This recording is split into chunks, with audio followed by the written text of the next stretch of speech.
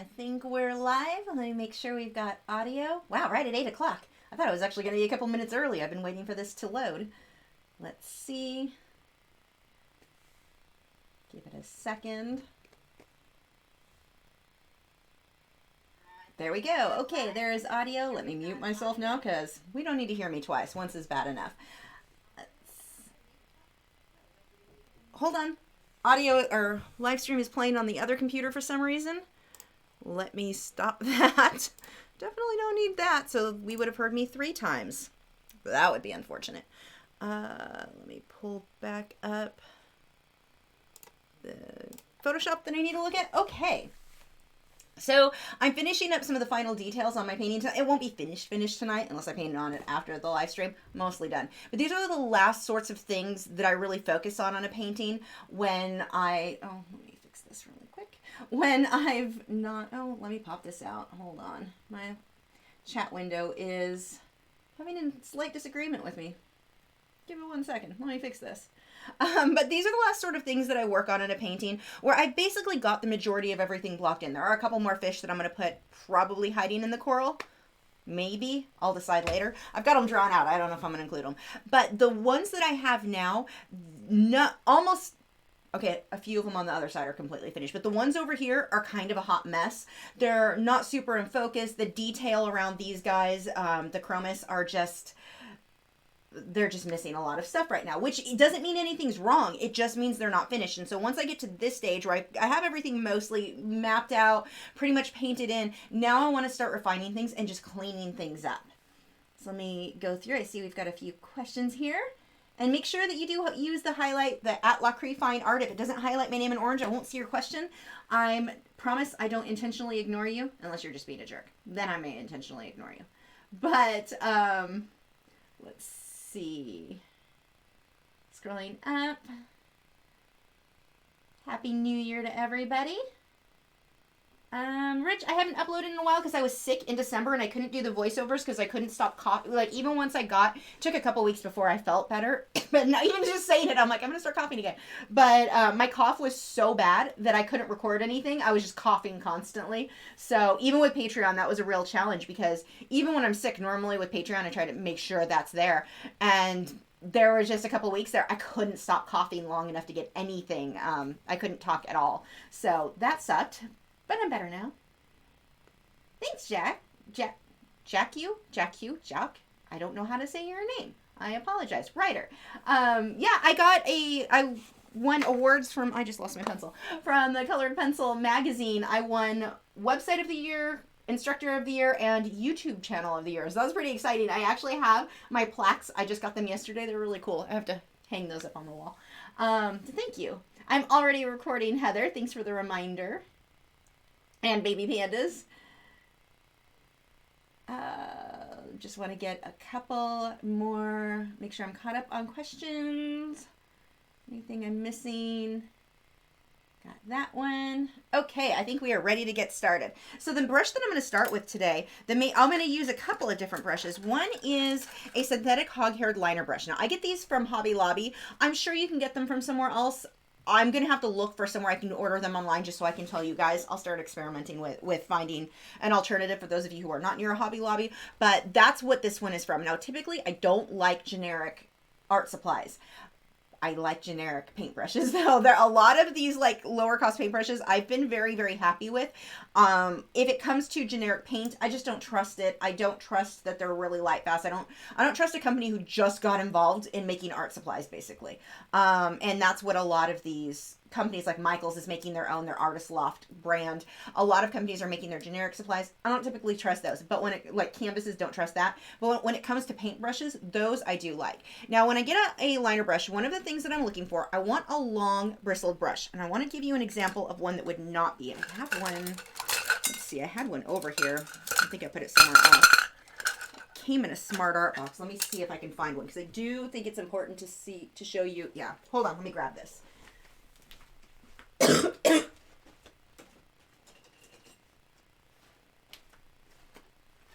So this brush came with one of my Smart Art boxes. And for the tiny brushes, these you can, let me put it up against white. These actually are okay if you're working up against, or with different mediums. Maybe watercolor would be okay. But when it comes to, that's bumpy. I need something smooth to put this up against that you guys can see. Maybe against the white of this. Can you see how little, let me see if that's showing, that these bristles are, how short? It's kind of overexposed. Okay, never mind. It actually is better on this. I'm making mountain out of a molehill, I guess. Look how little these bristles are. What's going to happen is paint is going to build up right in here, and those bristles that are tight together like this are going to do this, and you're not going to be able to get detail anymore. So you don't, it's easy to think when you're trying to get detail, you want a teeny tiny brush with teeny tiny bristles, and you just don't. That's not going to be the ideal choice there. So what you want to look for, let me pull back chat. What you want to look for instead when you're looking for a liner brush, if you want fine detail, you want one like this, those nice long bristles. This is going to give me so much more detail than that teeny tiny one. And I know that seems completely backwards, just how it is.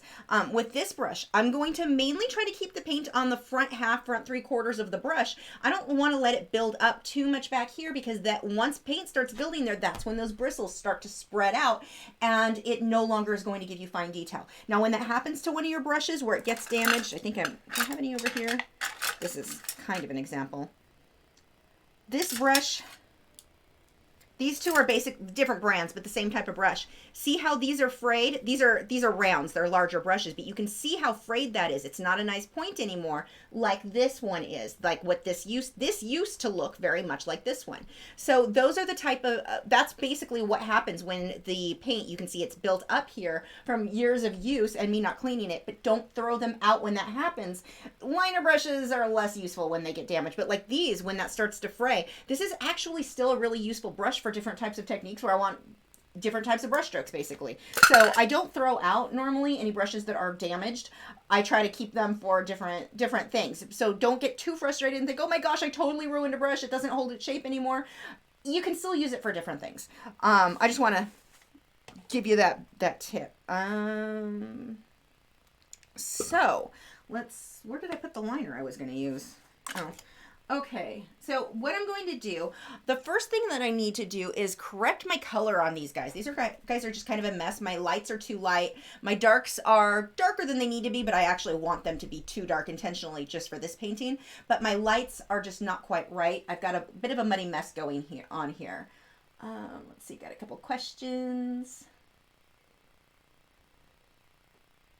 Which brands of canvases, this is from Kavane, what brands of canvases would just bought a Winsor & Newton one? Any recommendation for smooth blending? I've not used the Winsor & Newton. Actually, I may have in the past. It's been so long I don't remember, honestly, with the Winsor & Newton. Here's the thing. It's not just about the brand of canvas. It's also about the tooth of the canvas. So, for example, we'll use Fredericks. I'm sponsored by them, so they're the... Just to be for transparency, I'm sponsored by Fredericks, but I swore off most of their, or all other canvases back like 6 months before I started working with them because I had so many problems with other canvases. So there's your transparency, little notification there. But we'll use Fredericks as an example. You can get a red tooth, which is kind of a medium textured canvas, or you can get a blue tooth, or I'm sorry, a red label, which is a medium textured canvas, or you can get a blue label, which is a smooth canvas. Both are by Fredericks. It's not necessarily just the brand. You want to get the smooth canvas, or in this case, this one is a Belgian linen canvas, also by Fredericks. Really smooth. That's one of the smoothest I found. I love their Belgian linen canvases. The blue label's my next favorite. So it's not just the brand. It can also, you've got to go within that brand, what type of canvas that they're offering. So for me, as far as Fredericks goes, gosh, I can't talk. I missed my nap today, so I'm already stumbling over my words. I'm so tired right now. But the Fredericks, their blue label and their Belgian linen are my absolute favorite. If you can get their, what's it called? The word slip me. I like their watercolor canvas boards. Those are super smooth. Those are really nice surfaces to paint on. And you can paint your acrylics with that, or I painted oils too. Oh, it's on that tip on my tongue. Why can't I think of it? I've got them right back there, but they're behind the curtain and I can't see. It's a board. It's a mixed media paint board. They have the Belgian linen and then the mixed media. They're nature core. That's the word I'm looking for. Those are really smooth too. They only go up to 18 by 24 inch, so they're not super big. They are very, very smooth. So that's another option I really like. Dexter said, what do you use the little brush for? I don't.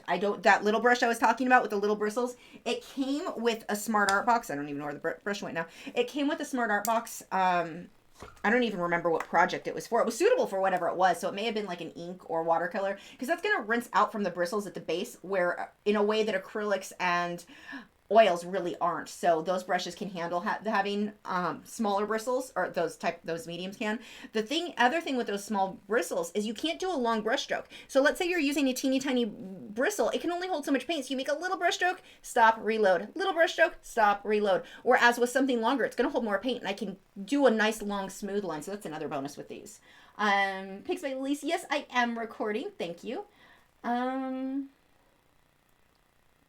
Have I tried taking elderberry for the cough? I have not. Huh. I may have to look into. I'm really sensitive with different ingredients, so I try to avoid most everything. Let's see. I've got, whoops, scrolled too far. Oh, good. That's already starting for the night. Daniel said, how does the texture mixture work? I think I make it too thin and require 2 to 3 layers to make bright white. Is there a recipe that you follow or go by? Okay, so what he's talking about is the Touch Up Texture Titanium White Mixture from brushandpencil.com. And there's no formula I have. If it's too thin, obviously, if it's too translucent, add more white. That's basically it, and you're just gonna have to play with it until you get the hang of how much to mix. It kind of reminds me of bleaching my hair. Like, I don't measure the bleach. I've been doing it for so long that I know how much I need in order to, with that versus my developer, in order to get the right texture. And it's gonna be the right consistency. It'll be the same with the Touch Up Texture Titanium White Mixture. That one you actually can't, there's no way to measure it. It's such a small amount that you're mixing. If it's too thin or too translucent, that just means add more titanium white, or yeah, titanium white. But no, unfortunately, no recipe I can give you. Thanks, Samson. Sabino said, do you have any tips for drawing humans with colored pencils? Congratulations on the awards. Thanks. Let's see. Tips for drawing humans. The skin is usually a lot darker than you think it is. One of the problems that I'm going to go ahead and get started on this. One of the problems that a lot of people run into when they're drawing people, whether it be in graphite or in colored pencil or painting, they make the skin tone way too dark. I actually want to use a different brush for that. Let's save myself a little bit of time here. They make the skin, or not way too dark, they make it too light, and they're afraid to go too dark.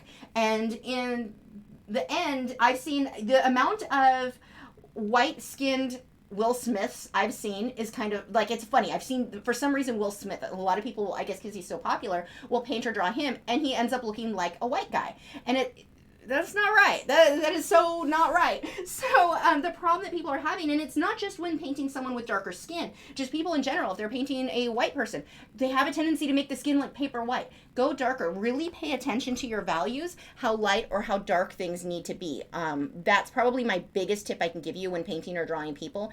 Make sure you've got an accurate drawing too.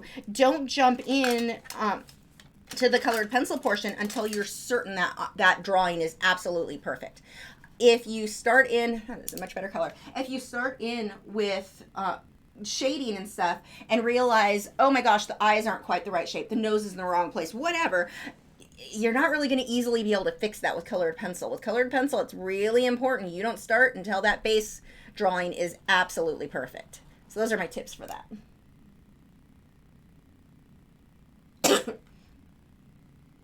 Let's see.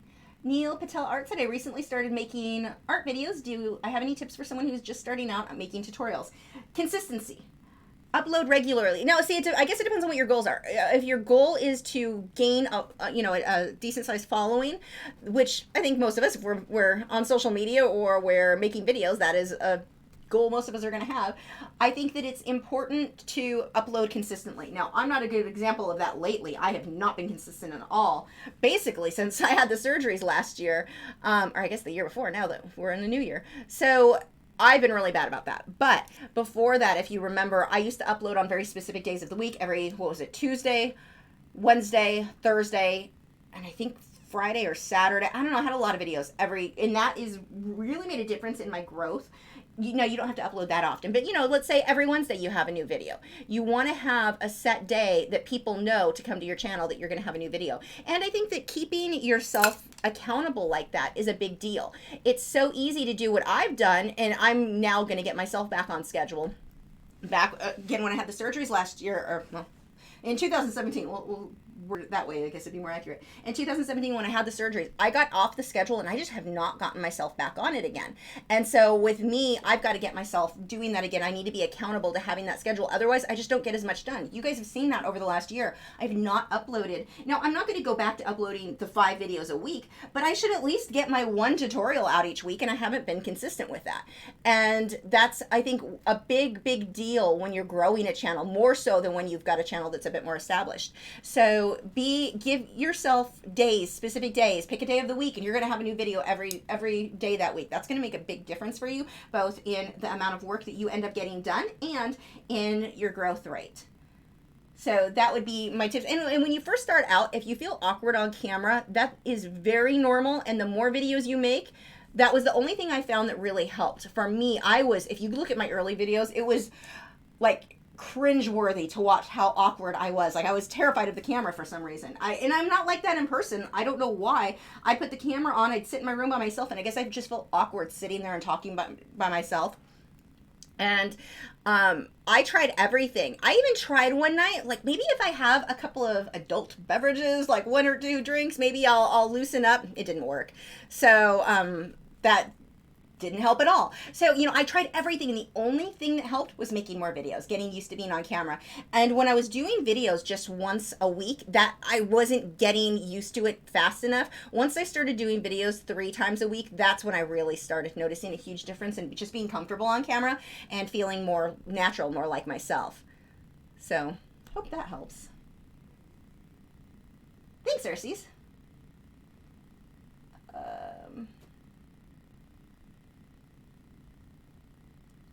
Thanks, Deb. I like these little jellyfish.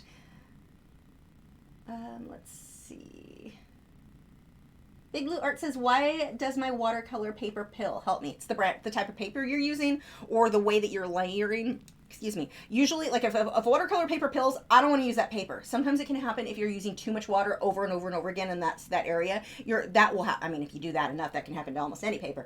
But you may just be reworking the same area without letting it dry too much, or it just may be crappy paper. Phyllis said, how are your studio assistants, including your birds? I'm getting a female German Shepherd puppy at the end of the month, and I'm so excited. Anyone have name suggestions? My studio assistants are great. The birds are, as usual. My dogs are getting older, so we spend a lot of time at the doctor with them. Jessie, we almost lost her in December. The one that, if you follow me on Instagram, the one that posed with the easel, she came close. Close enough, I started putting in the application form for the Greyhound rescue, because that's what I want my next dog to be, is a big Greyhound.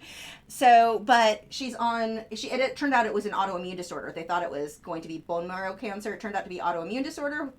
So, yay. And she's on steroids and doing absolutely amazing. But then the other dog had a lump, and I'm broke now because of my dogs. There have been, I spent more money on vet bills in the last month than I did on my first car. Yeah, I did. Kind of painful. Yeah, they're doing good now. They're just, they're getting older. So, yeah, that is my studio assistants. I did get a new saltwater reef tank, a macro tank that I'm working on now. So it's a 13.5 gallon, super tiny. I've never had anything smaller than a 40 gallon. So, I mean, I haven't had a tank in 10 years, but I haven't had anything smaller than a 40 to try to keep alive. So this painting isn't helping my obsession with marine life. I used to keep a reef tank back when I lived in California years ago. And I went to the pet store, and there was a sale, or it was an aquarium. There was a sale, and yeah, I'm setting up a house for Nemo, basically. That's how my studio assistants are all doing. Let's see. Am I still using Liquitex Basics, or have I found another brand that I prefer? Yes, these are Liquitex Basics, and even better, Liquitex Basics now makes their, oh, that's the wrong one. I'm using titanium white now. Where did the other one go? Oh, here it is. They have their transparent mixing white, so I'm kind of excited about. Also, I'm glad that I noticed that, because I have, both these piles are titanium white, and I wouldn't have even noticed had I not grabbed that one to show you. So yeah, these are all Liquitex Basics that I'm using tonight.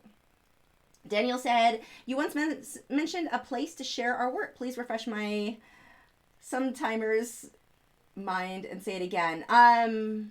Is it our art group? That's linked in the video description, or it should be. On Facebook.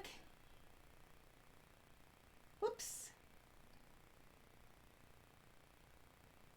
Phyllis said, so sorry to hear about Jessie, the bad part of having animals. Yeah, I've got to find a way to have immortal dogs.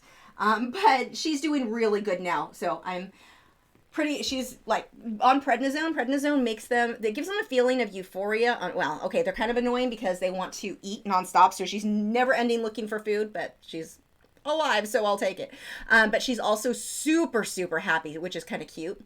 Well, very cute. So yeah, no, she thinks she's fine. She can live long term on prednisone. So as long as she doesn't relapse, she's doing really, like really well right now.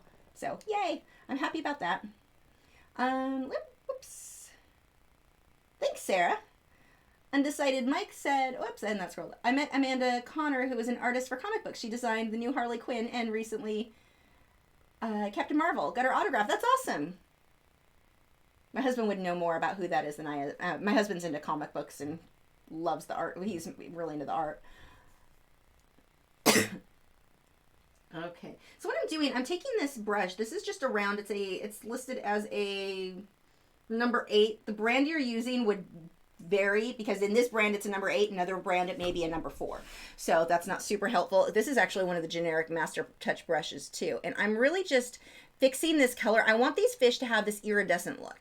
And one of the ways that you can do that when you're working with blues is if you combine a lot of warm and cool blues, so like bluish greens and purplish blues. That's one of the ways that I do that with when painting peacocks, to get that iridescent look in the feathers. And I really want to get that look. I want to do it more or overdo that in these fish than what they really would be in real life, but they do have a very iridescent look anyway. So that's really what I'm working on right now. And I'm going to need a high contrast between the lights and the darks just because of the way this painting is. I don't want super bright out here. I'm going to end up taking my airbrush and airbrushing some of the background color over these so they'll kind of fade out to where they're brighter out here.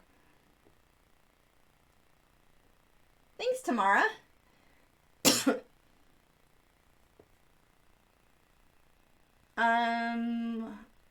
Angela wants to know what the whole painting is of.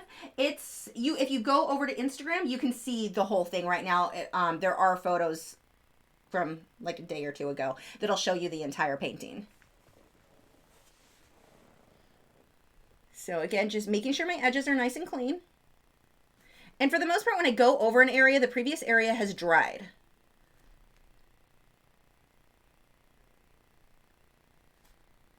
So when I paint fish, one of the things that I try to do is get variation in the angle. I don't want all of the fish at a side view. If you do that, it ends up looking very flat. And that's one of the things that it's funny. We used to see that a lot with artists. Weiland actually was, I noticed that a lot with his. When we used to years, back in the 80s or in the 90s, if we wanted reference, we went and bought a book and used that as reference for that species of fish.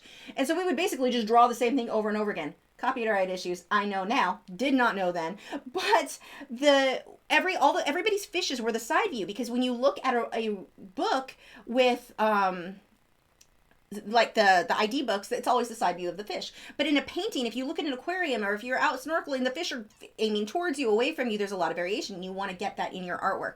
But it's funny because you look back years and years ago and everybody's paintings of fish were all sideways. And you still see people do that now because that's what you see so often in these ID books. So I do recommend, make sure when you are painting sea life or marine life or, well, any fish, adjust the angle so it's not all the same. Same thing like butterflies. That's another thing. Make sure if you do a group of butterflies, they're not all the same angle. Get variation in there.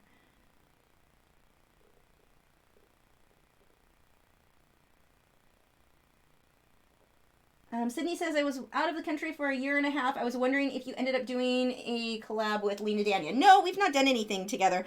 I talk to her all the time, but no, we haven't done any collaborations. Collaborations take a lot of planning. Although when I do my review of my easel, she'll be mentioned in that, which is a funny thing. You'll see in that. Mara Black said, "Hi there.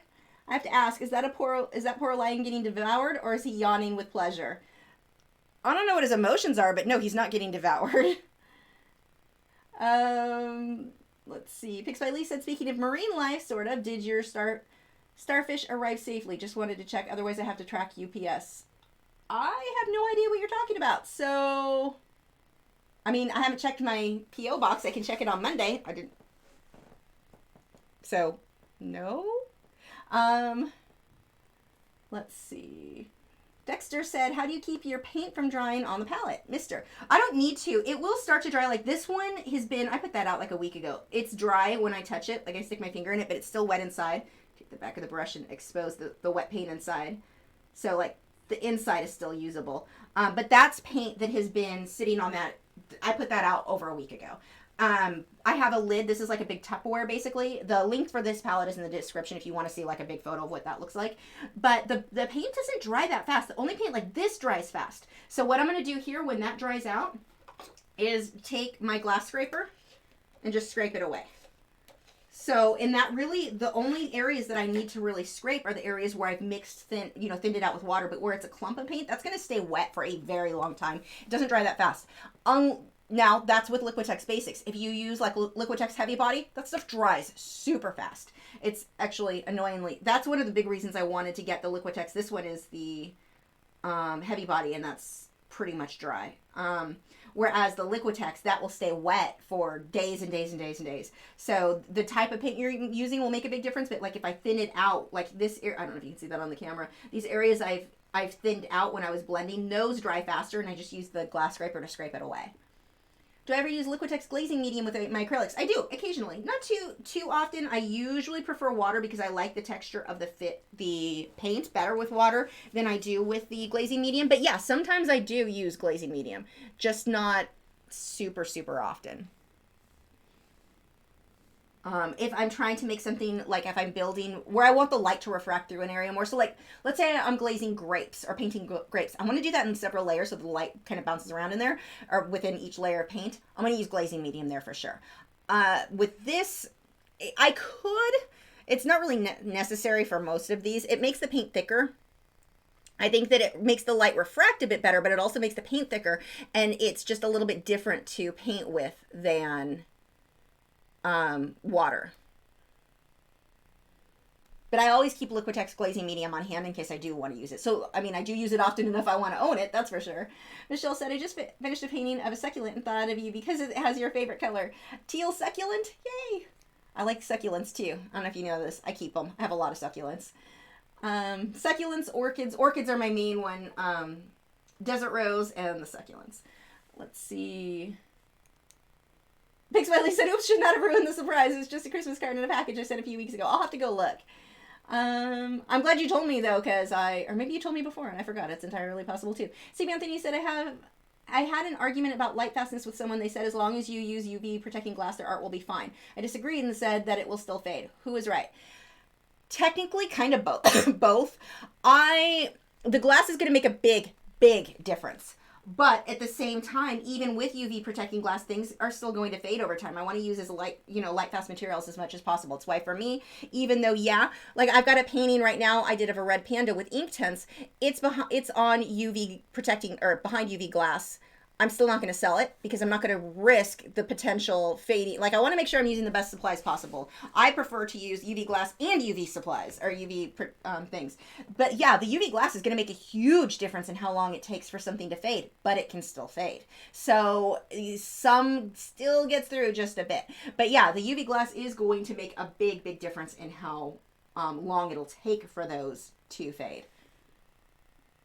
I don't think that it 100% solves the problem. Like, oh, I can use any cheap materials then. I still, like I said, with Inktense, I'm not comfortable with it. And I guess everyone's going to have their own things that they're comfortable with. But if I'm selling work, I'm way more concerned about that sort of thing than if I'm doing something. Like if I'm doing it for my own practice, if I'm doing it, I'm going to give it to a family member. I'm not that worried about it. Just put it behind UV glass, like you said, or your friend said, and call it good. But if I'm selling the work, I will not sell something that is not light fast. I still want it behind UV glass, light fast or not, but ideally. But yeah, I'm not personally comfortable with that. Let's see.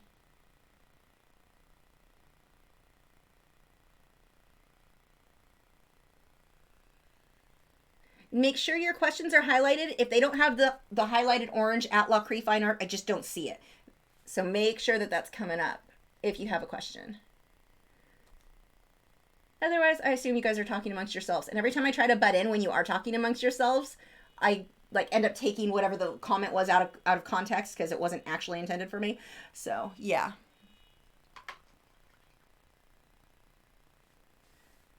So this blue here, this is cobalt blue, and it's closer to purple on the color wheel than the blue I was previously using. And I'm going to use this on the shadowed areas. So you can still, like, it's not bright. It's not as bright as what you see on the palette. This is a fairly translucent color, but it's tinting the black and the dark purples that I had there. So it's going to, you'll still see the dark through it, but it's going to lighten that up just a bit. And I'll let this color fade up a bit. This is actually a bit more than I want. We'll dab that some. Sarah Makes Art said, when you're looking at something, do you ever see colors or tones you think no one else would see unless they're also an artist? I think we think about things more than someone else would, just because we'll look at something and think, how do I recreate that? So yeah, I definitely think we see things in a different way. And it's not just colors. It can be like, I remember walking and seeing a wood bench, like at a park, and staring at the detail in the wood grain and looking at things that definitely no one else would even think twice to look at. But as an artist, we're looking at things as, how do I recreate this? Whether it be color, texture, whatever. So yeah, definitely. Tamara said, I recently bought, we'll go back to that. I do think people are seeing the color. They're just not thinking about what they're seeing, if that makes sense. Tamara said, I recently bought a sketchbook from Indefensive Paper via your podcast. It feels fantastic. Do you have one? It's going to be my idea book for this year. I do. It's up on my desk. I love that thing. If you guys don't know what Tamara's talking about, the Color Pencil podcast right now has a sponsorship with this company called Indefensive Paper, and the paper is super thin, so you've got a lot of pages in it, and it's dotted, so it's not like a sketchbook.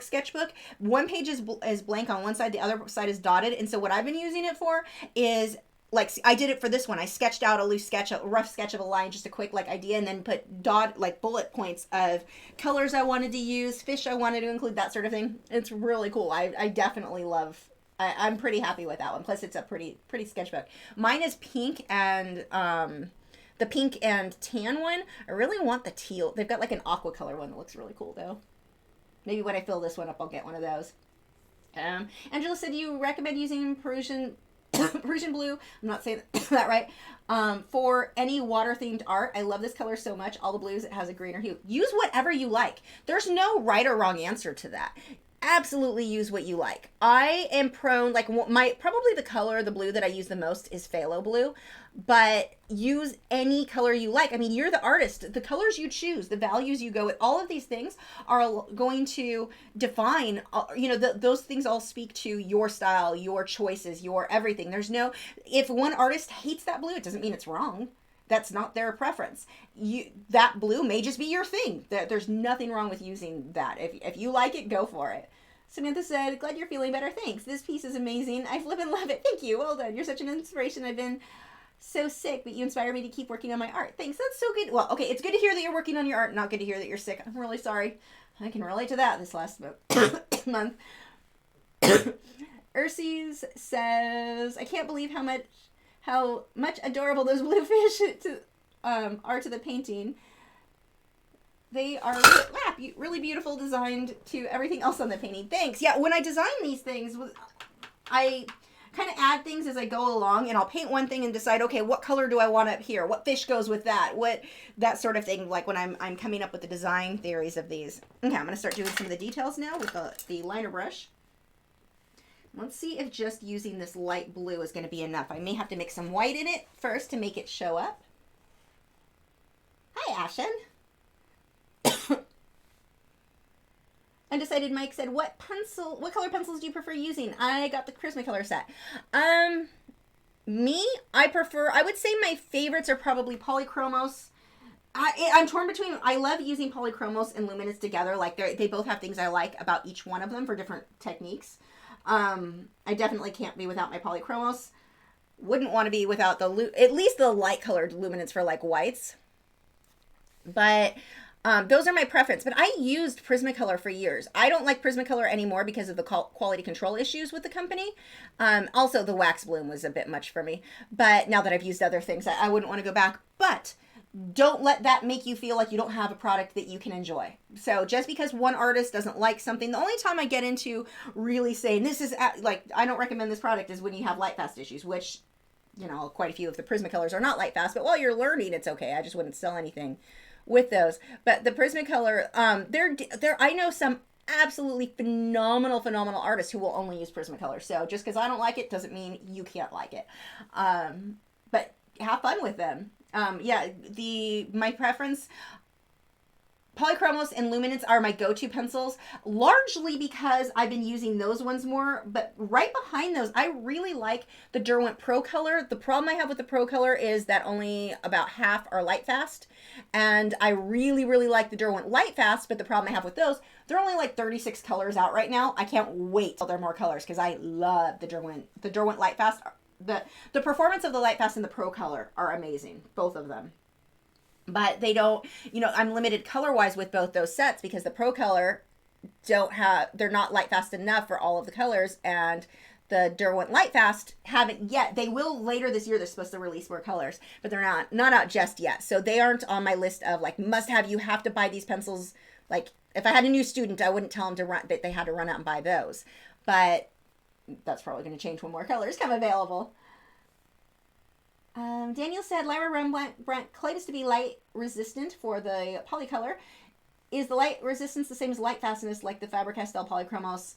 As far as I know, most of the Lyra Rembrandt were light fast when I look. I haven't looked into it in a while. I need to look at the charts again, so I don't remember the numbers. I don't use them that often, so I don't pay much attention. I have some of the thing, but I think they're using light resistant the same as light fast. If they give you a number on the ASTM or the Blue Wool scale, those are your light fast ratings. If they are not giving you information on what on any company, not just Lyra, but if they are not giving you information on what those ratings fall on the light fast or on the Blue Wool or ASTM, one or the other, then it's not something you want to trust. They've not really tested it because a lot of companies are claiming now, and I'm pretty sure that the Rembrandt were I reviewed them a while back, and I just can't remember because I haven't used them in a while. But a lot of companies now like to say, oh, excellent light resistance, or even light fastness, but they don't give you those results. If they don't give you those results, do not believe them. I've talked to other companies who they're on Amazon. The company says excellent light fast or light resistance and whatever, and superior light fast ratings or light fast. I forget how it was worded. And I talked to the company. They didn't even test them. They're making a claim that can't be true because they did not test them. If you don't test them, you don't know if they're light fast. Like, that's stupid. So don't, any company, until you get those light fast ratings, ASTM or Blue Wool, what it falls on the Blue Wool scale and what those results are, don't believe that they tested anything. But I'm pretty sure the Lyra Rembrandt did. Thanks, Marcel. Let's see. Thanks, Gail. Gail wants to know if I'm planning to put bubbles in this painting. I am not, because I don't want this to feel like it's underwater. That kind of takes away from the surreal. I know that sounds weird, but it takes away from the surreal feel that I'm going for on this one. I want him to feel like he's out of the water. He's sitting in a shallow, like there's water on the ground, but that the fish are the ones that are out of water. And I feel like if I put the bubbles in there, that may change the feel to where it looks like the lion is the one that's underwater, if that makes sense. So no, I'm not going to do that, and that's why I used the surface that he's sitting on. If you go to Instagram, you can see what I'm talking about. He's sitting in water, but not up here. So no, I'm not planning bubbles. What paper am I using now with colored pencil? I remember using Fabriano Artistico, but you turned to Arches maybe now. Arches, I think, is my favorite. I still have Fabriano Artistico. I have so much paper here to go through. I'm going to be using all of my papers.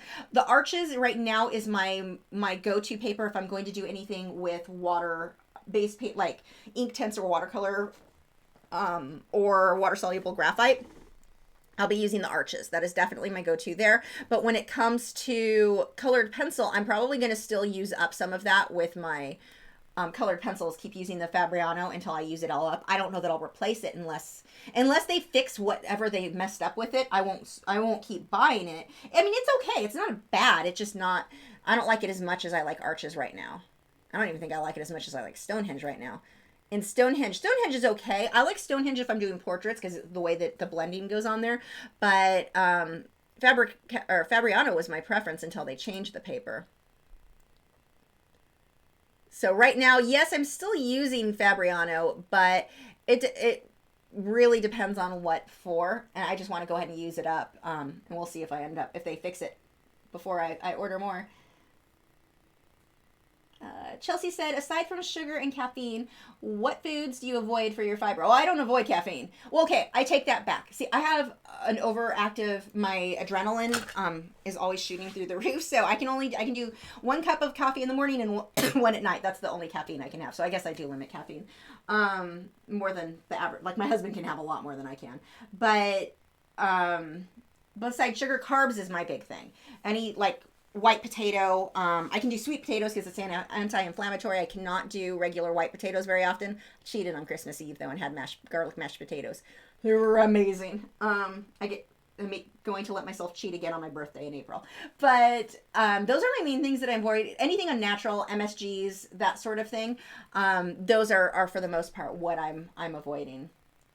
But let's see. Caffeine doesn't seem to affect the fibro as far as like my pain levels or anything like that. It affects my adrenaline and I get super nauseated because my adrenaline is through the roof too much. So the only thing that I can get it to calm down, wine actually helps with that. Like a glass of wine will calm my, because it's a depressant, it'll kind of slow everything back down. Or just sitting really still for like an hour or so. If I sit down and read, the nausea will usually let up if it's from caffeine. But like I said, that's not really a fibro thing. That's a thing with my adrenaline having issues. So, but yeah, sugar and carbs and anything unnatural, artificial sweeteners at all. So even if it's not just artificial, it can be a natural like stevia or some of these other ones. Xylitol, was it xylitol? Is that, what is it called? I can't think. It has a Z in it. Ardex. I can't do any of that. That all makes me really, really, really sick. But so those are things that I avoid too. So what I'm doing on the fish, I'm putting these little dots and it makes it look like it's a little bit sparkly where the light is hitting the fins, the edges of those fins. Let's see. Chelsea said, I want to exhaust healthier options before giving my doctor all my money for meds. I know you use CBD oil too. Yeah, I use CBD oil. I use it from, it's a place called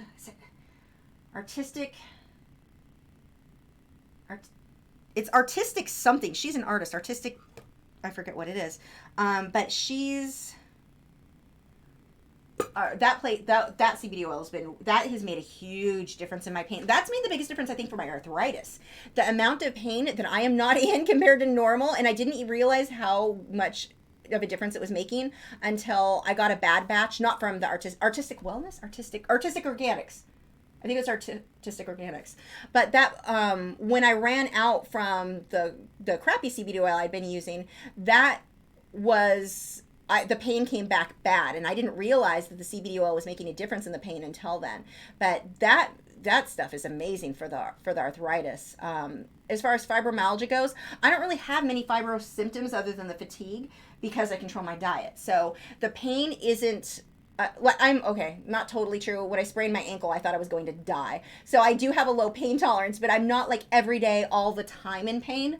The arthritis, I can always feel it, but just because of controlling my diet. So I can't say for certain that the CBD oil made a difference in that, but controlling my diet made the absolute biggest difference. So no rice, no like beans, anything that's high in carbs, it's inflammatory, and it caused a reaction for me with the pain with the fibro. So yeah, those are the things that I changed.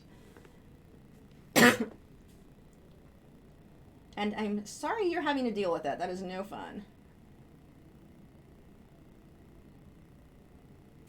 Hi, Brent. That just scrolled way too far. Oh my gosh, I just missed a bunch of questions. Hold on, scrolling up. There we go. I think I'm caught up. Afshan CK Art said, how do you clean up extremely dried paint palettes? I hate cleaning them, and I have put them away. Mine are ceramic dishes and plates. Hot water on ceramic works really well. With acrylics, the hot water will really lift that up. And for this, the glass palette is the best thing I have ever used. It is the easiest thing to use because I just use a glass scraper and it scrapes right off. If it doesn't scrape easily because it's too dry, I mist a little water and then scrape it. It is the by far easiest palette I have ever used and the most cost efficient, because I used to, if my palette was super dirty, I had paint everywhere and I needed a clean spot, I just had to throw that out and kind of scoop up try to transfer the good paint over onto the clean surface. But this is definitely, it cost me a little more to get started with it, but I think it saved me money in the long term, both in paint, and I used to use tinfoil on my palettes, but this has been amazing. But on a ceramic plate, hot water, our ceramic palette works real well. If it's a flat ceramic thing, then you could use the glass scraper, but it would have to be flat for that to really be practical. At For Fun said, how do you make realistic art with just 12 polychromos? Layering and blending, and I actually am going to be doing a piece that's on my to-do list still. One of the things that I want to do is just using the set of 12 that you can buy. Because you can make any, I mean, from that set of 12, you can mix almost any color. You just have to practice what to layer in order to get the colors that you're going for.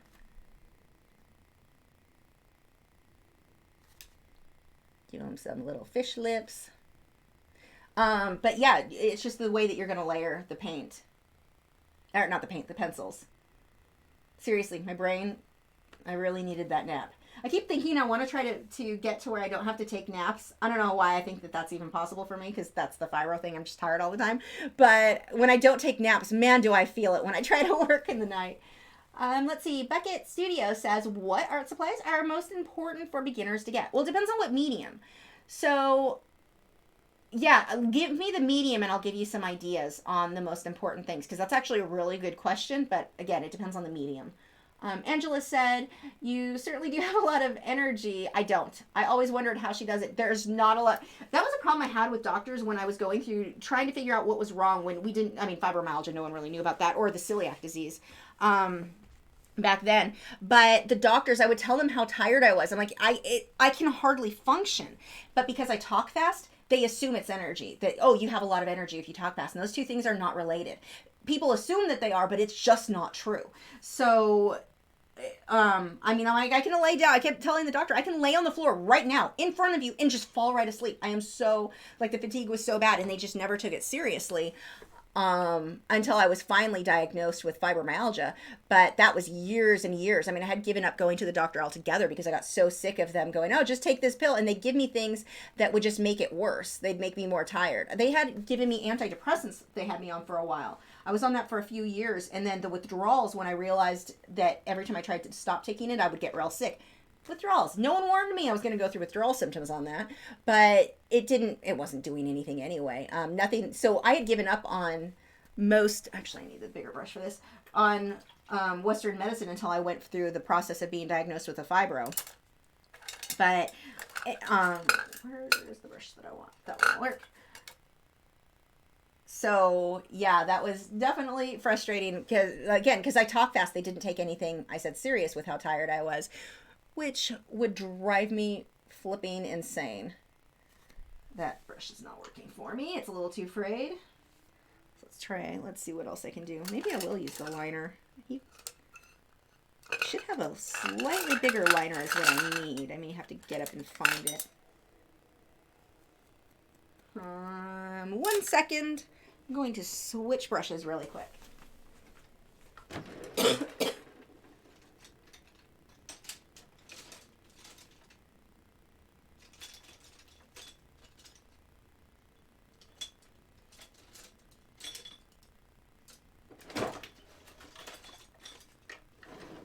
This brush may not work well because it's too new. I didn't think that through very well. This one's a number 4. My other one I think was a number 2 I was using. I need a slightly bigger scale.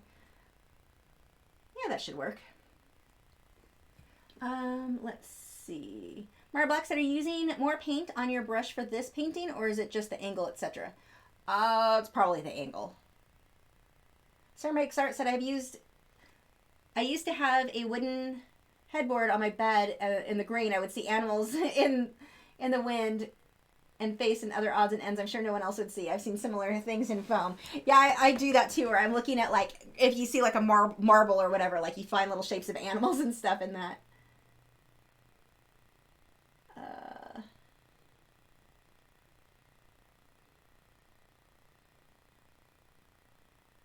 Gail, yes, this will be available in prints once I get a good photo of it.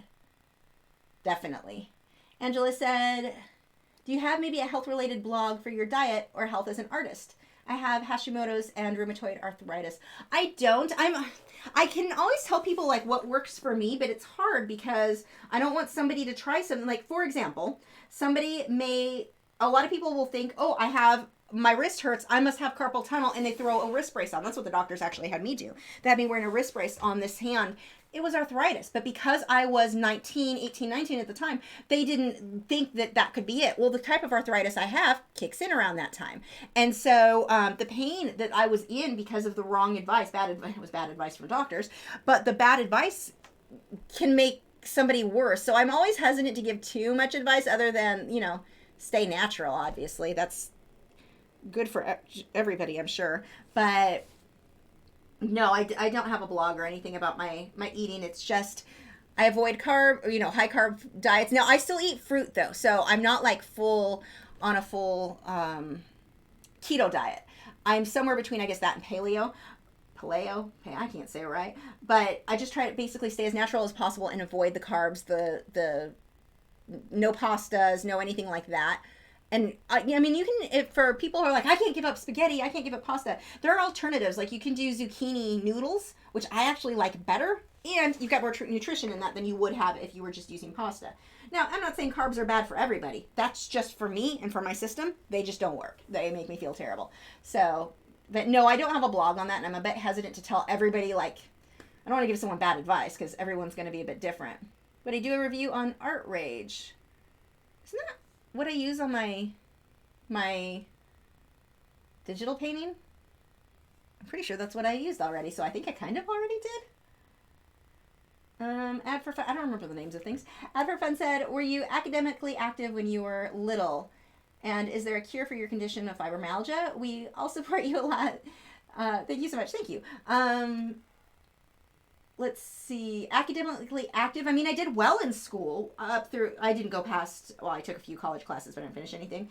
I quickly realized that's not what I want to do.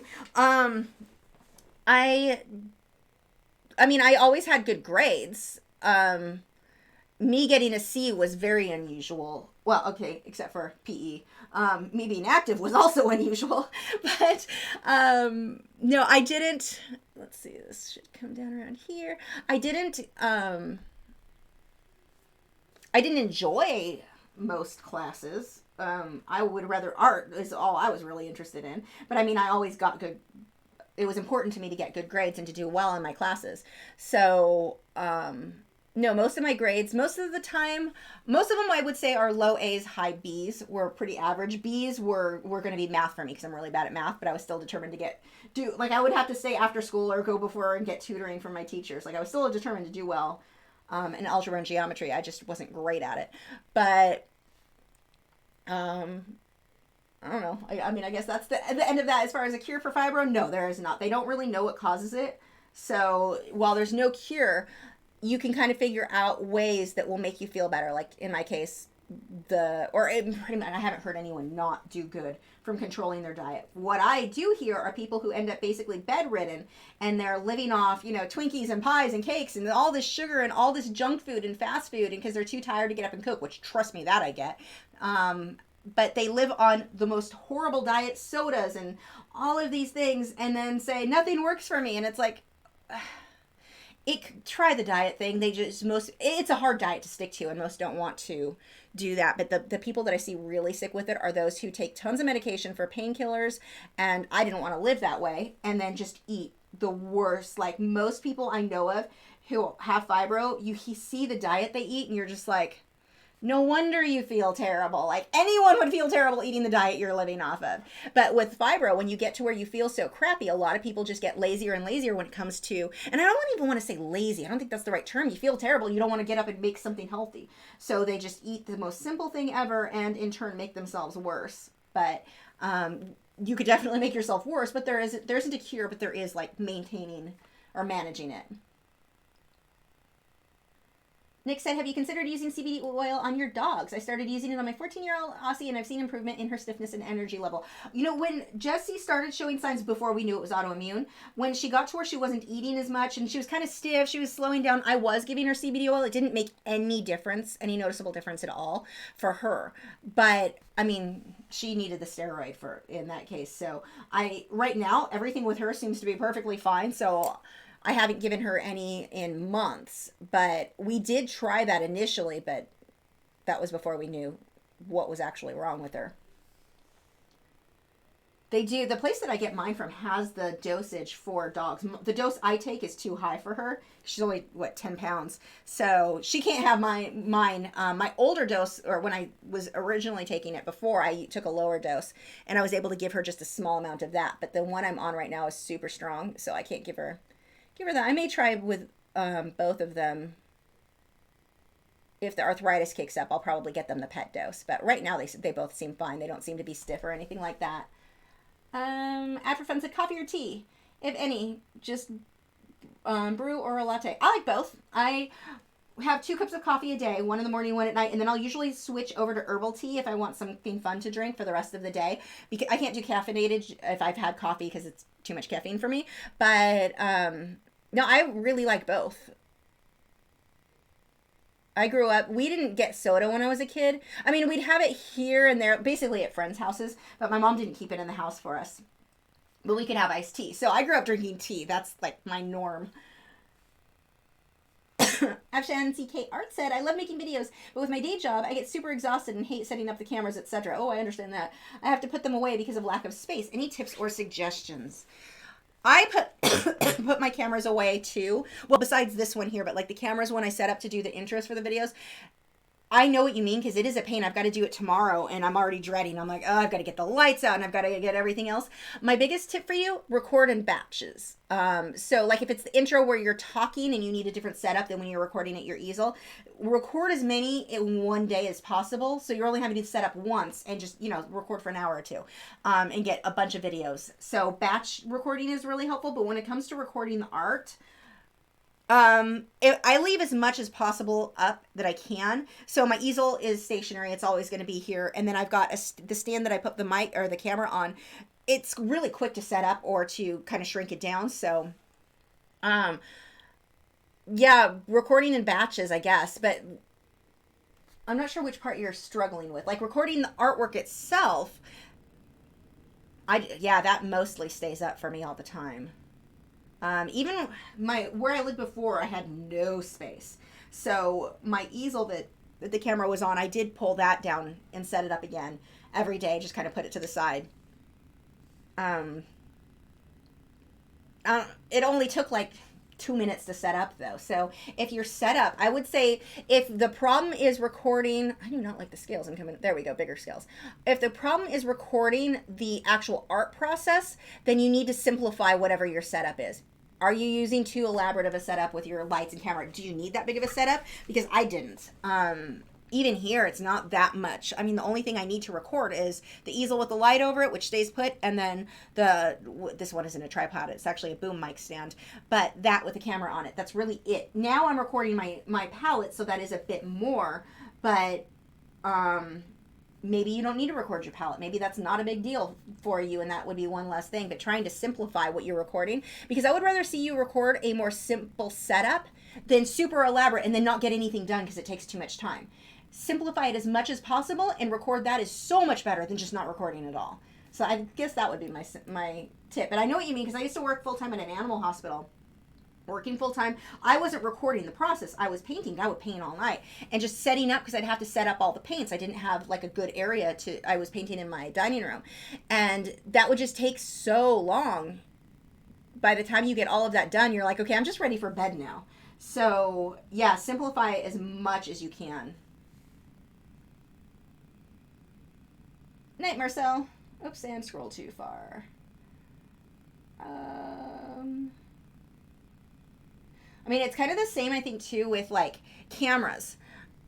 There are times where I'm out, like, if I go out walking on a trail, and I'm like, I want to bring the camera, but I don't have it with me, and I don't want to even deal with the camera. I'm not going to go on the trail. I'd be better off going out on the trail and taking photos with my cell phone than not going at all, because I don't feel like dragging out the whole setup.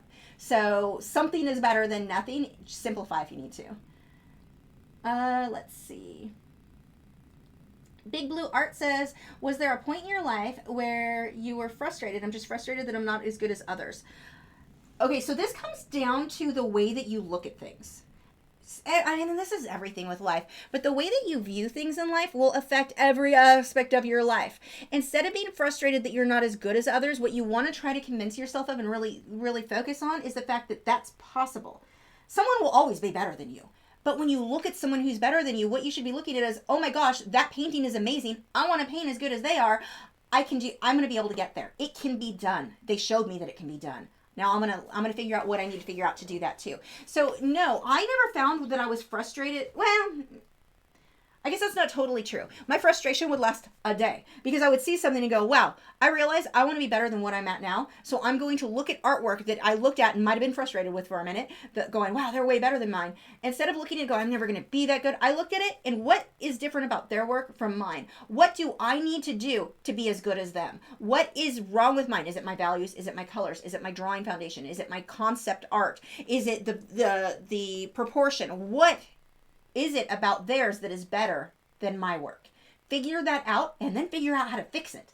I look at that as a time to be encouraged that something that seems super advanced can be done. Don't let it frustrate you. Don't let it slow you down.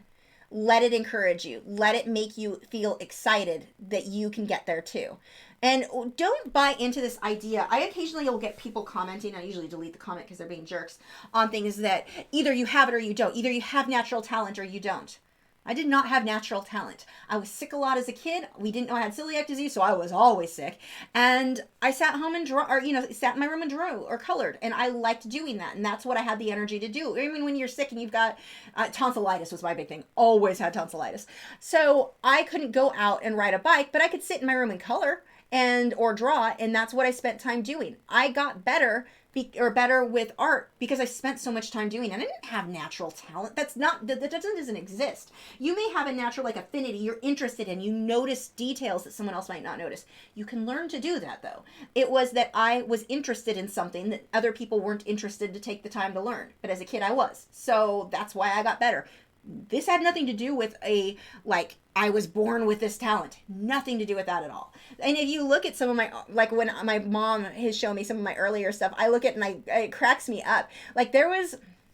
Here's a story. When I was a kid, it was I think first grade in kindergarten, right around there, they would have us draw anything we want. We had drawing time and write our name and some writing, whatever. Every single day, I drew this terrible rainbow, and I loved it. I had a blast doing it. A rainbow, maybe some stars or hearts, and would write, this is a picture of a rainbow. Pretty sure that was spelled wrong, because I probably would still spell it wrong. But that every day. My mom thought that I was mentally slow, that there was something wrong with me. And she got in an argument with my teacher, because my teacher's like, just let her do what she wants. She's enjoying it. It's fine. She's, participating. Everything's good. And my mom was like, well, what was it? When she is an adult and can't get a job because she can't do anything other than draw a rainbow, then you can pay her bills or something like that. My mom would get really frustrated because she was like, the other kids are doing so much more than her. Now, here I am as an adult. I drew all the time just because I thought it was fun. And I'm making my living doing that thing, which is just hilarious.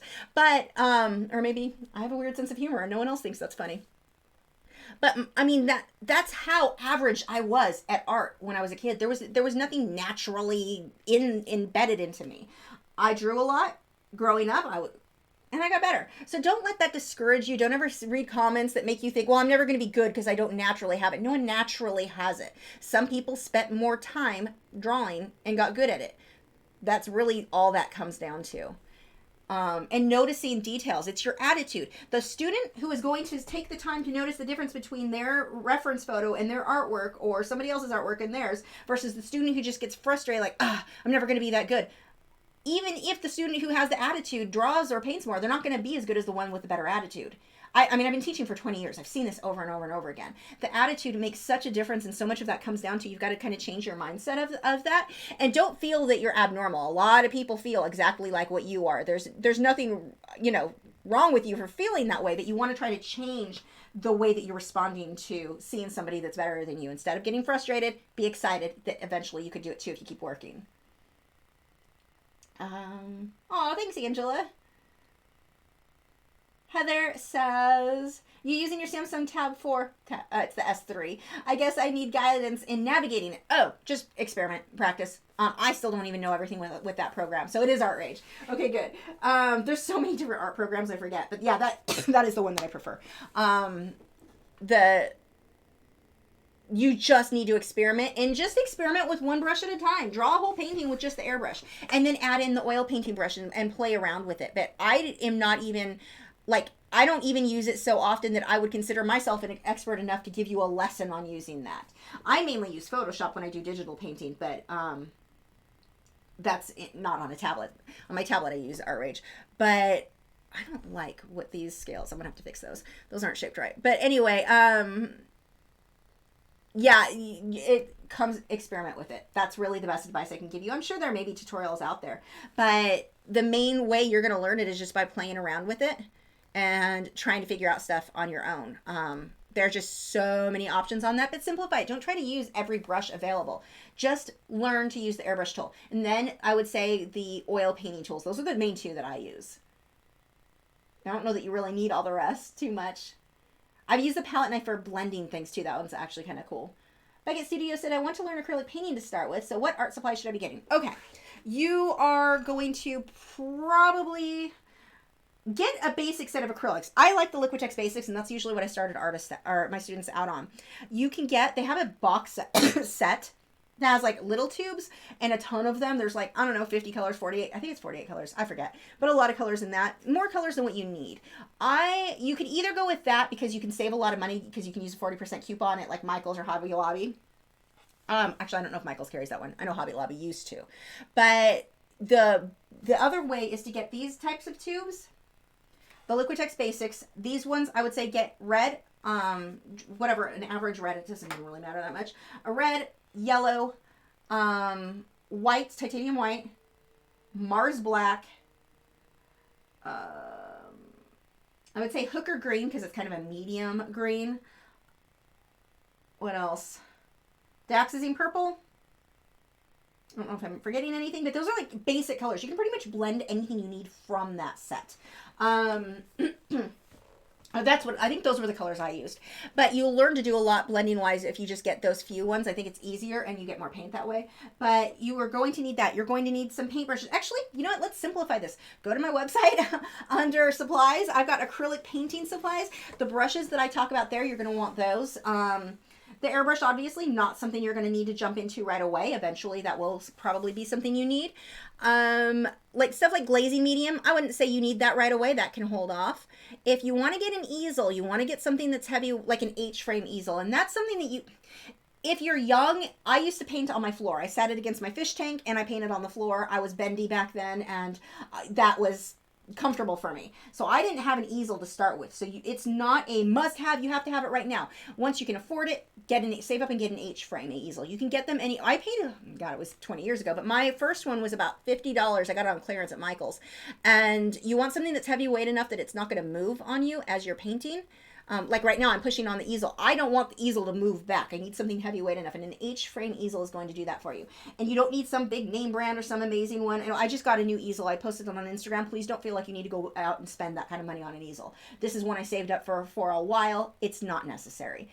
Much less expensive, but you do want something heavy enough that when you add pressure to the easel, it's not pushing back. There's so many different kinds that are suitable, but that's really what you want to look for there.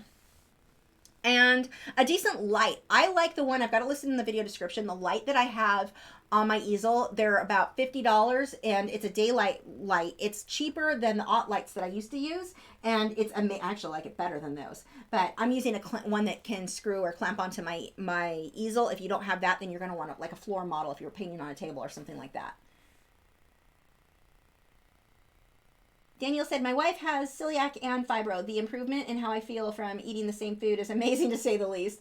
I do all the cooking. Yeah, my husband and I eat the same, and he actually had to go, the doctor put him on our natural doctor put him on a Candida's diet last year, and so that was strict, like no fruit, no, he didn't even have tomatoes, like it was so strict. He lost a lot of weight on that, but he definitely, it made a big difference in how he feels too.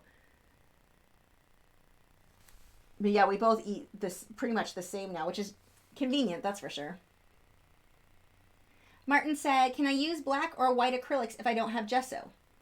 Oh, no. Well, I wouldn't recommend it. You really want gesso because it's going to bond to the canvas better. If you're using canvas that's already gessoed, you don't need to gesso it. There's no need to gesso unless you're just trying to smooth the canvas out. Most canvases that you buy, the pre-stretched, are already gessoed. If they're not gessoed, I just wouldn't buy them. I don't buy unprimed canvases. So, a lot of people back years and years and years ago, canvases didn't always come primed, and so a lot of people just got used to, and you'd see in forums where people were talking about priming and gessoing. If your canvas is already gessoed, you don't need to add anything to it. You just get to start painting. And I would recommend sticking with canvases that already come gessoed. I don't really see the point in gessoing everything yourself. The only exception to that for me is when it's a canvas that I really want to use a certain size, like the Fredericks Convexo canvases, those big round ones. Those have a little bit more tooth than I like, so then I'm going to gesso it. But even just putting acrylic paint, it'll smooth it some, not quite the same as the gesso. The gesso bonds to the paint. It's just different the way everything works. So I guess buy canvases that are already gessoed if that's a thing, or what's happening there.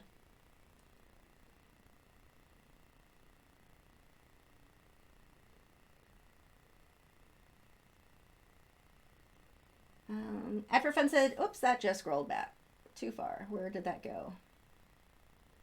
Why does this, I wish that their chat didn't do that. Oh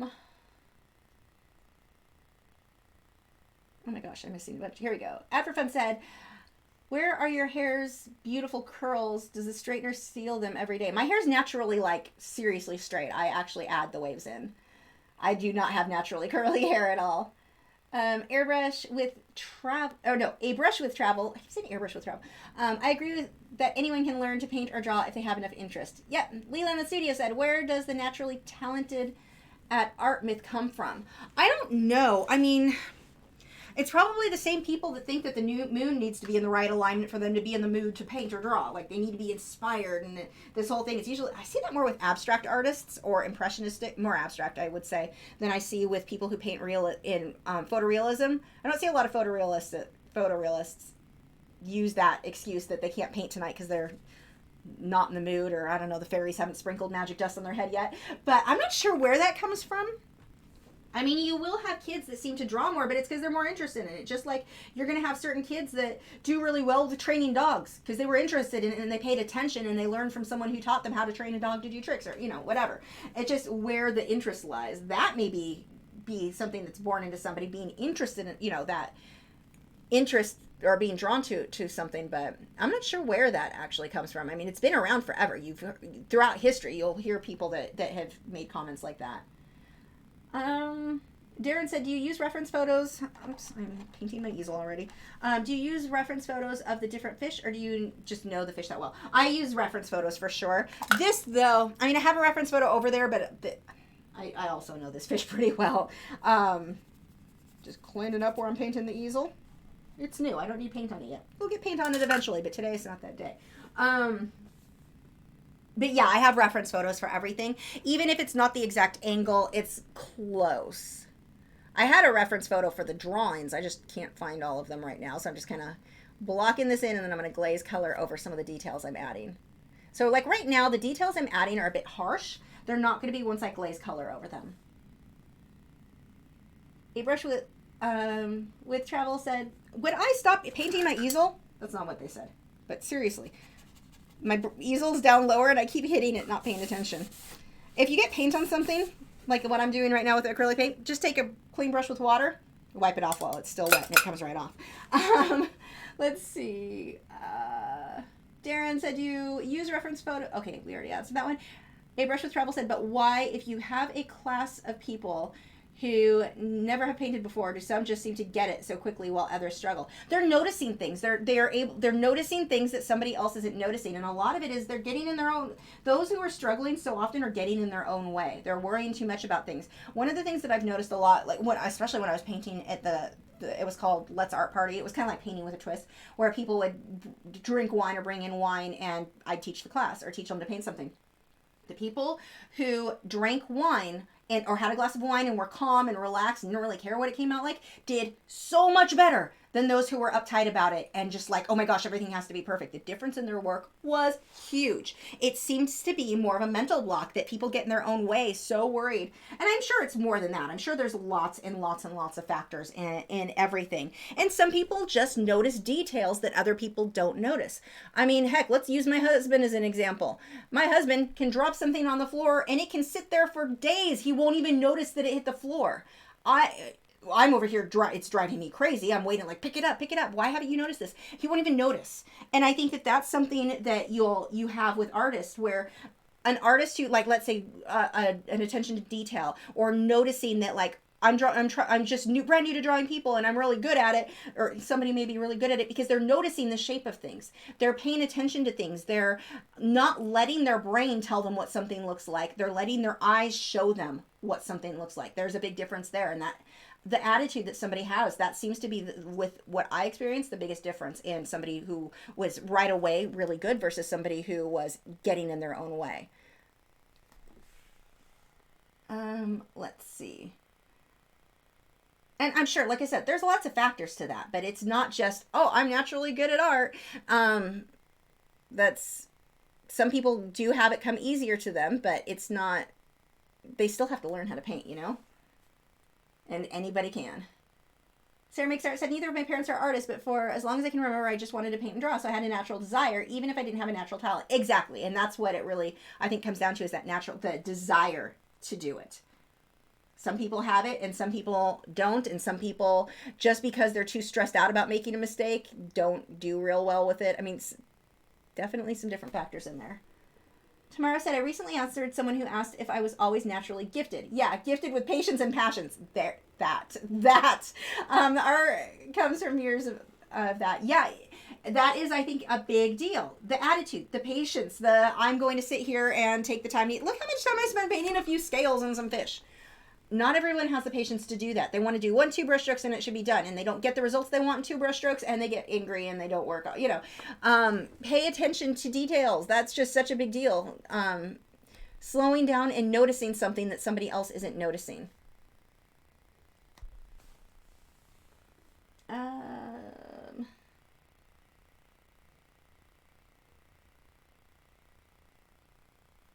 See, that's true. I couldn't really draw 3 years ago. Loved it so much I kept on drawing a year ago. I found your channel, learned a lot from you. My drawings got better. Thank you. That's awesome. Good. Martin said, so I got a Bob Ross master kit for Christmas and I did pretty good for my first painting, but I feel like the oil paints are too thick. I'm using way too much. Am I missing something? So the Bob Ross oil paints are not good for the way I paint. They're good for Bob Ross style paints. So I would save them for that. But yeah, the Bob Ross paints are going to be very thick. He thins most of his. I think he just uses paint thinner to thin his out with, whereas I use liquid or linseed oil or something. Well, I don't use linseed oil anymore, but it's some kind of mixing medium. The way that he paints, like, he does a lot of stuff with a palette knife. He does a lot of things that require the paint to be a lot thicker for his style. If he uses paint that's too thin, he's not going to be able to get the paint to do, like, it won't do what his style is. His style requires everything to be done basically in one sitting, whereas mine requires glazing, let it dry, glaze, let it dry, glaze, let it dry. His paint doesn't work for that. His actually will lift. If you do glazing, like what I did with the fish, let's say I let this dry completely, if I were working in oils, let it dry, put a glaze over it, and I'm kind of spreading it around. It can lift the previous layer with Bob Ross paints, even if it's dried for a week. They just don't, they're not intended for that style of paint. They're perfect for the way he paints. So that's definitely, with his paints, they're supposed to be pretty thick, but I think, I mean, you'd have to watch his videos, but he typically, I think, thins things a little bit with paint thinner. Star said, oh, and it scrolled too far. Come back. Star said, hi, I would like to know what's the best tips for building my painting like what you're doing right now. I don't know what I'm doing. I am fairly new to painting. You just get started and experiment. You try to copy what you see on that reference photo. There's no way I can just, oh, here's the formula. This is how you do it. You have to paint. You have to get started. You have to experiment. You have to make some ugly paintings first, too. I think that's a really important thing that a lot of people miss. They expect everything to look great right off the bat. It's not going to. It's going to be ugly. Make some ugly paintings. And that's how you're going to get the hang of how to layer like this. And of course, watching the lessons, watching tutorials, see how other artists layer things. I think that's very, very helpful. But the big thing, you just have to get started. You have to experiment and make some ugly paintings. Don't get frustrated if things aren't coming out looking perfect. Darren said, I'm one of the rare guys with fibromyalgia, so it took many years before I was diagnosed.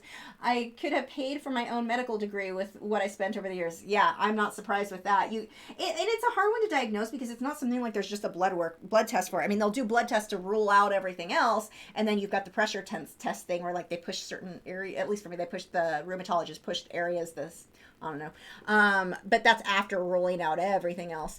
So yeah, it's really frustrating to go through so long. And then for me anyway, as soon as I got the diagnosis, the doctor's like, okay, so you want a prescription for pain No.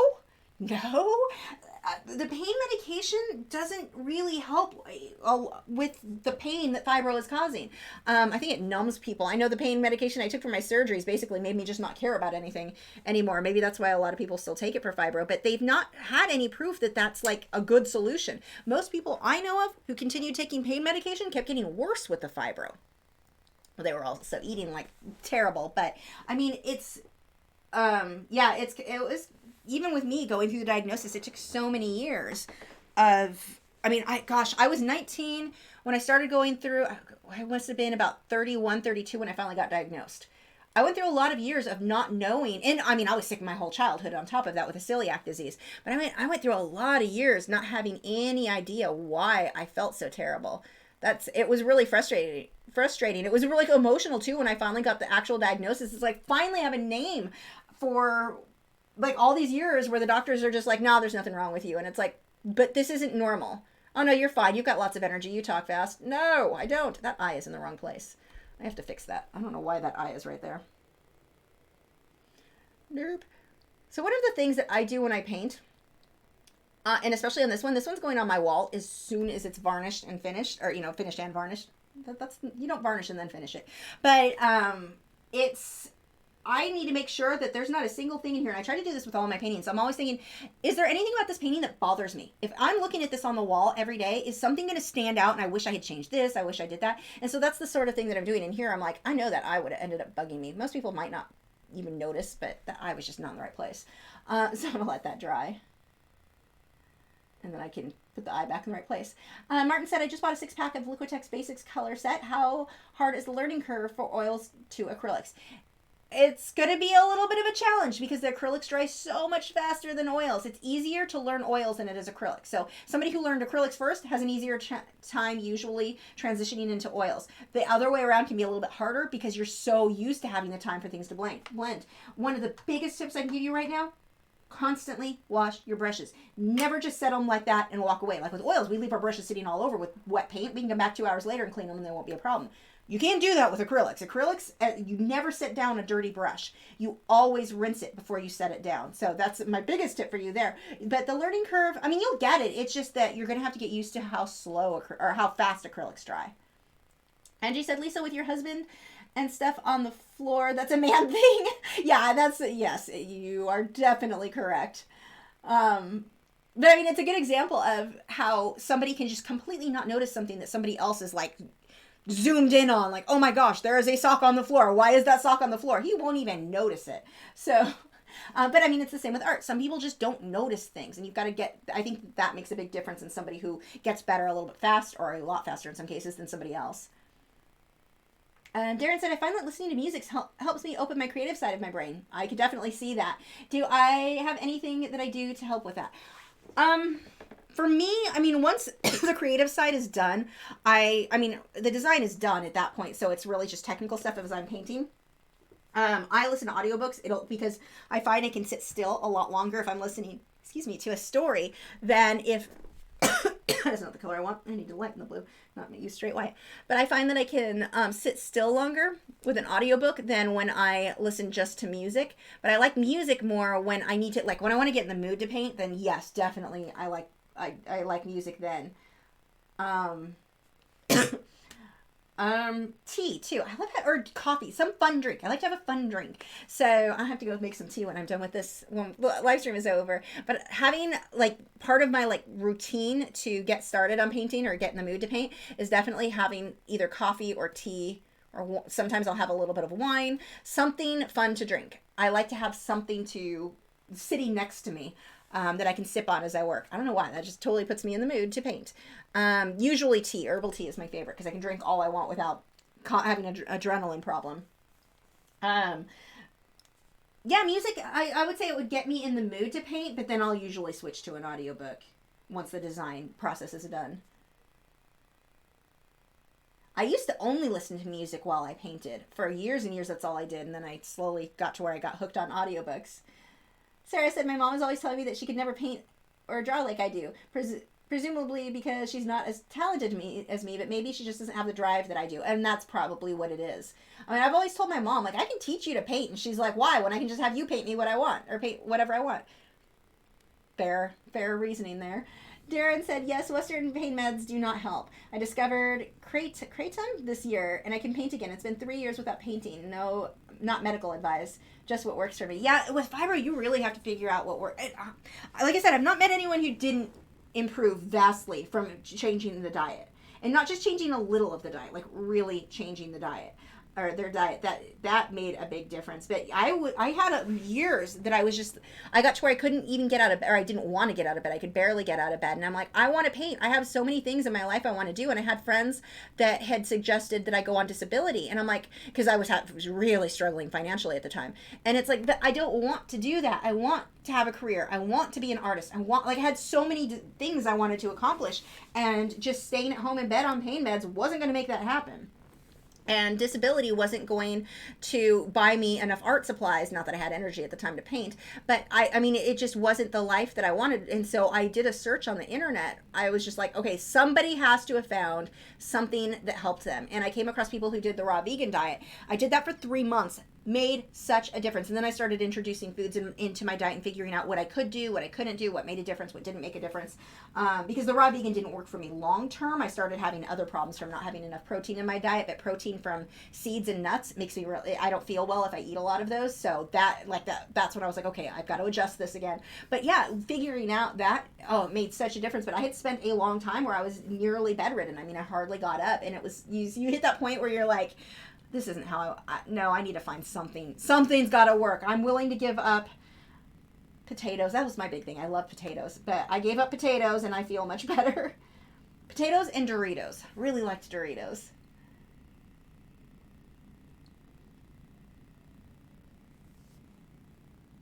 Okay. He needs... Oh, that... Whoa. The scroll went by, but it was blank. I'm like, what just happened? That was weird. Oh, let's give this guy an eye, but in a better location. His eye should have been up here. I don't even know why his eye was down where it was. That doesn't even make sense.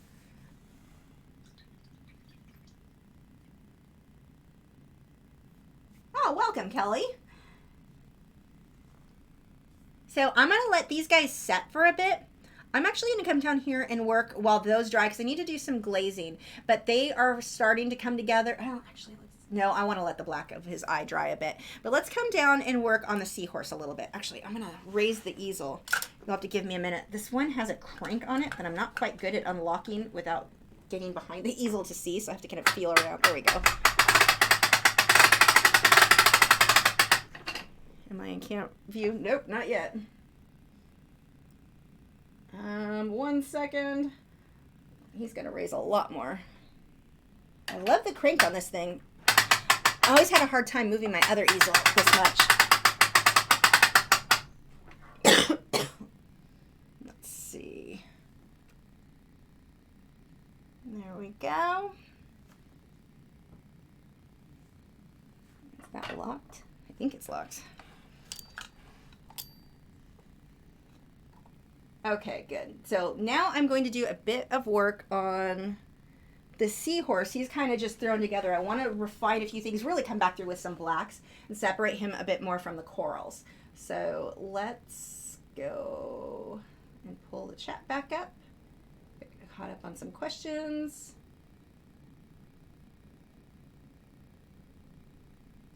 What is the, Gail wants to know what the little pinkish critter on the left side of the painting. Those ones, if it was up on top, these guys here, I think this is probably what you mean. Those guys up there, these three, those are firefish gobies.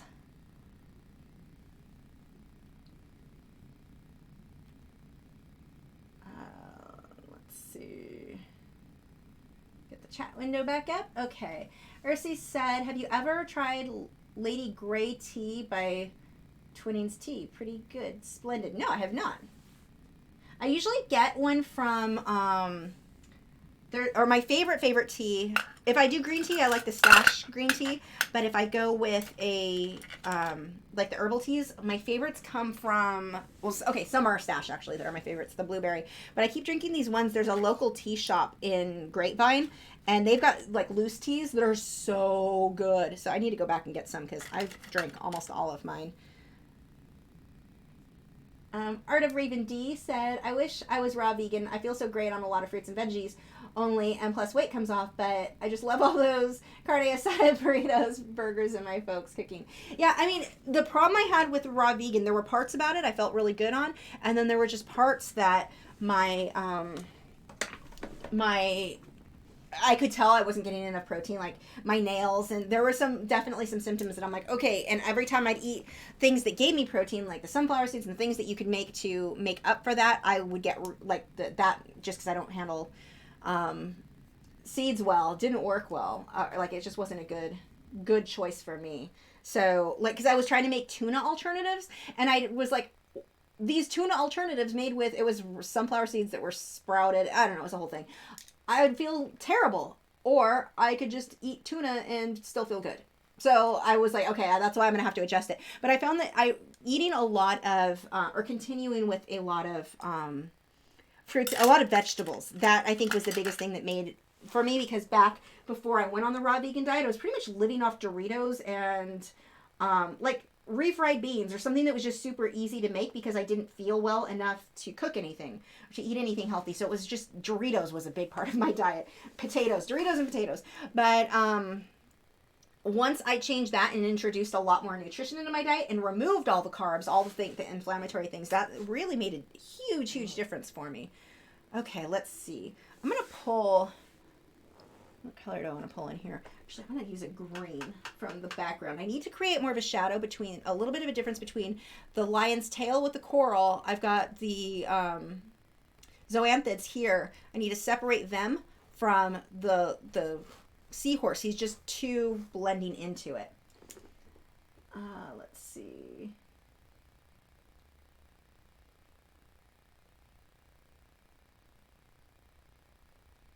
Ad for Art said, have you gotten a degree in art? And if you did or didn't, what are your views on art degrees? Are they required? It depends on what you want to do. I mean, if you want to teach, like in a school, like public school type thing, you're going to need a degree.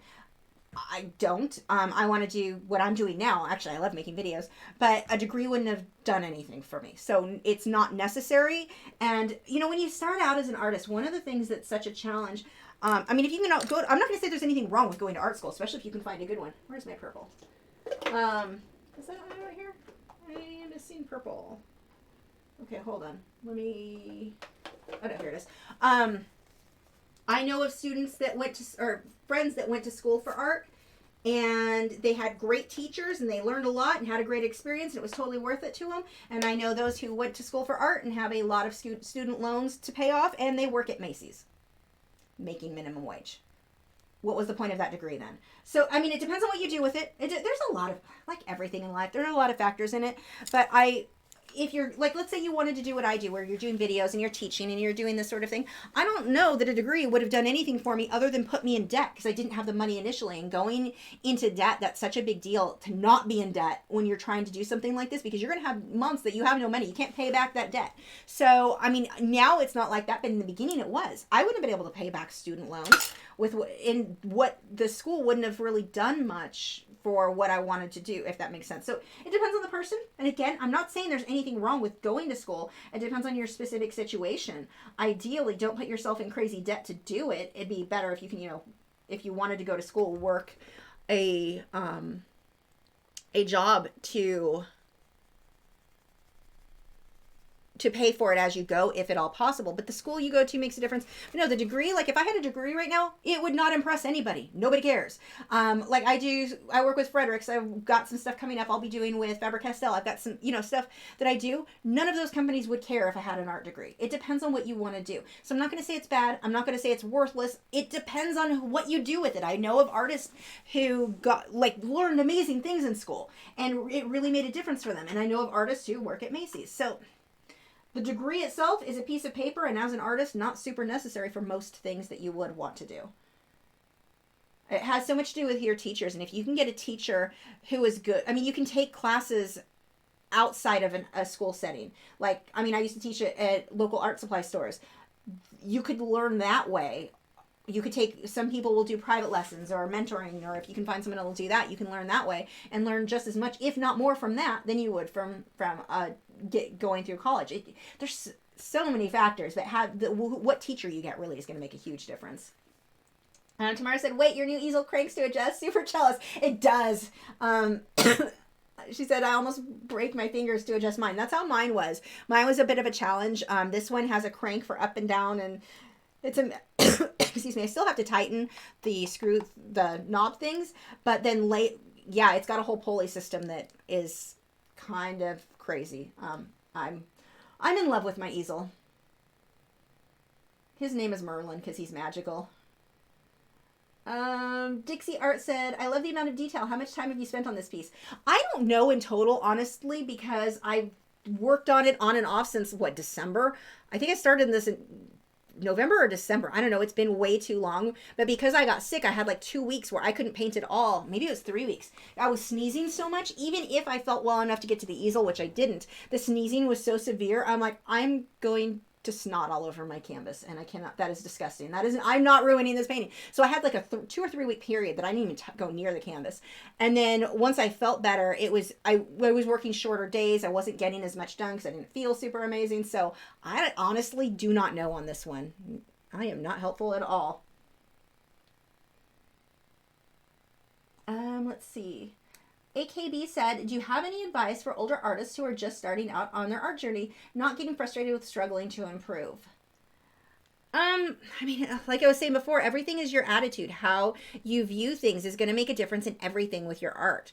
When you see an artist who you're like, oh, I'm never going to be that good, instead try to focus on, it's possible. I can be that good. Here's another thing. I know of artists who didn't even start with art until after they retired, and they were phenomenal. So it's no indication, like it's with an instrument. Okay, let's say at 50, I decided to learn to play violin, or an artist, somebody who was 50 decided to learn to play the violin. It's going to be a lot harder for an adult to learn something like that than a younger person. But with art, I don't find that to be the case. I find that an adult can learn just as well as someone who's younger. So it's so much to do. It's just the way that you're viewing things and convincing yourself to be excited about how good you could be versus being frustrated about how not good you are yet, I guess. There are sayings out... Is this open? There's transparent mixing white. But there are sayings out there, you've got, let's say you have 100 bad paintings before you start getting really good. Get those out of the way now, and every time you make a bad painting now, know that you're one step closer, one painting closer to being amazing or being the skill level that you want to be. I can also tell you too, like with me, I never thought I would hit this point. Never would have guessed in a million years that this is the level my art would be at. I kind of had in my head, well, this is as good as I'm going to be. This is how good I paint. I accept it. I have fun. I enjoy it. That's just how good it's going to be.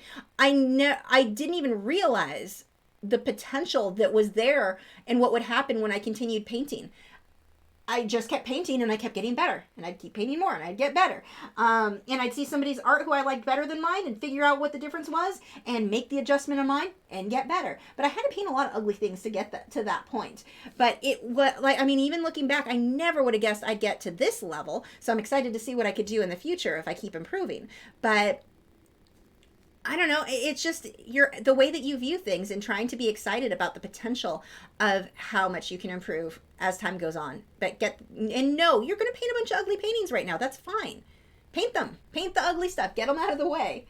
Don't let it discourage you. And don't feel like because you're older, you're not going to be as good as somebody who started younger. Definitely not the case. Let's see. Angela said, try Genmachia green tea. I don't know how to say that green tea. It's green tea with roasted brown rice, and it's amazing. See, I don't use rice. I don't know, when it says roasted brown rice, are there carbs in that? Because I don't do that. I'll have to look into that, though, because maybe you're not consuming carbs. I don't know.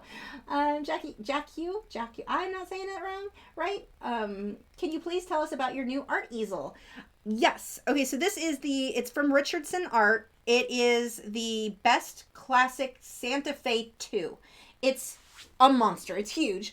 If you haven't seen it already, if you look over on Instagram, you can see the full thing. This thing, it is almost 100 pounds. It's solid oak. I will never have to buy another easel in my life. Actually, okay, let's be realistic. The old H-frame that I had that I'm giving to my friend Jessica, I probably could have just stayed with that for the rest of my life too. They actually last. Easels last. If you get a decent one, they last a long time. Like I said, that one only paid $50 for. This one is extreme. It's one of the more expensive easels you're going to find. If you've got the money, like I saved and then I got Christmas money and I was like, okay, I have everything I need. I can order it. And it was painful to order, to see all that money go away. But I think it's worth the money, but I also want to stress for an artist, like if you are a newer artist and you are trying to really budget, this is not the easel you want to spend your funds on. Spend your funds on other art supplies, I think, that are way more important than this easel. But if you do have the money, if you've saved up for it, oh my gosh, I am in love with this thing. It's got wheels, so I can move it around pretty easily. It's got it takes up more space than my last one, but not as much as you would expect. It reaches, I forget how, it's like 103 inches. I don't know, it can go tall. You can get huge canvases will fit, or because of the way that it's got these little, I'll show you, I'm going to do a full review where you can see the parts that I'm talking about, but there are shelves, so I can paint a smaller painting. I can drop one of the shelves down and work on a smaller size, or the size I'm working on now could hold the bigger canvases. I forget how much weight it can hold, a lot. So again, any easel I want to put in here, or any canvas I want to put in here, this easel can handle, which is pretty cool. It's got a crank, so what the painting is sitting on the edge, it raises and lowers for me, so I'm not struggling to raise or lower it myself, which is a big deal. For those of you who have H-frames and do that a lot, I mean, it's not a deal breaker to have to do that, but it's really nice not to have to do it anymore. Yeah, that's about it without doing a full showing you guys everything, which I am going to do a video showing you. And it's all Lena Dania's fault. But that's coming soon. I don't know what else to tell you about it. If you have specific questions, I can answer. That said, I got a 24-pack of polychromos for Christmas. Congratulations. Any tips for someone just starting out with colored pencil? Yes, don't push so hard. It's easy to want to jam the pencil in and think, okay, I'm getting more color faster if I do it this way. But the problem is when you do that, you're damaging the tooth of the paper. So instead, work in light hands. Keep your pencil super sharp.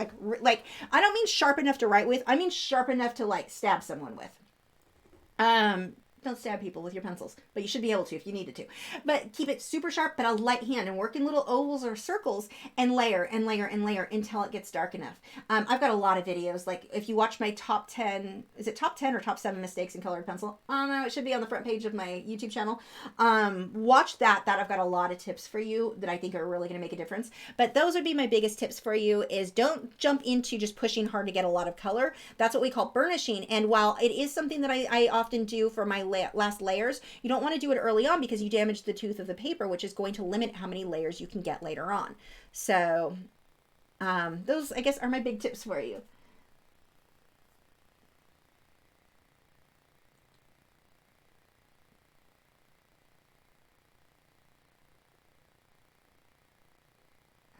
just scrolled too far again. Dang it.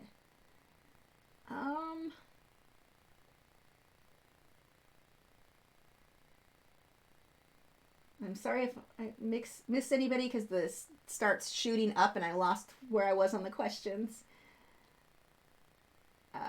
Steve said, are you slightly wetting the canvas with a brush right before laying down the purple on the Seahorse? No, I'm not, but I am thinning the paint with water as I apply it.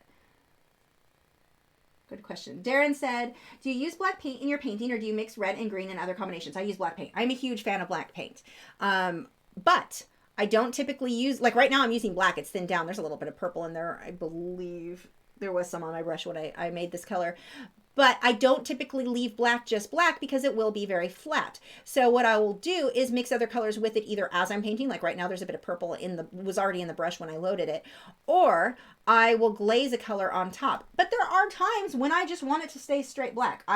You have people, the school of thought, I guess purist or whatever, that don't ever use black paint. Why? If it looks how I want it to look, then I can use black paint. If I'm achieving the look that I want, then there's nothing wrong with using that color. You have a lot of people who come up with rules in art, and while, yeah, I understand what they're talking about, if I like the results that I'm getting, then what I'm doing is not wrong. You're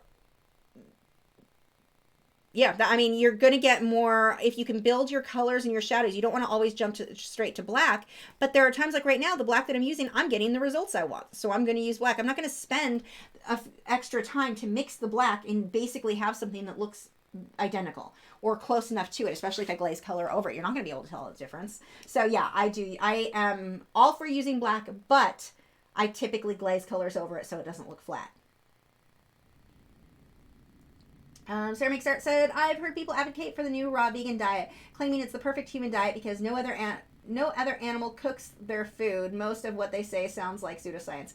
You know, I'm not going to even go into that too much because I know we have viewers who are vegan. I am not vegan, but I'm not against veganism. It just didn't work I didn't feel well with, I wasn't getting the protein I needed, and it just didn't work for me long term.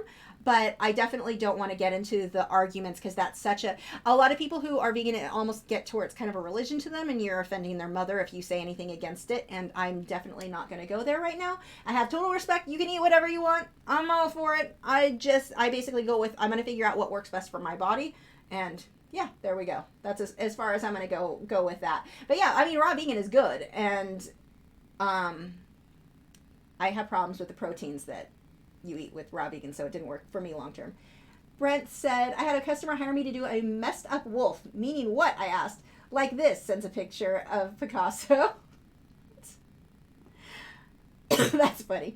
DeVito said, hi Lisa, congratulations on your awards. Thank you. And thank you for your helpful art tips. I've learned so much from your videos. Do you have any advice on teaching private art lessons? Thanks.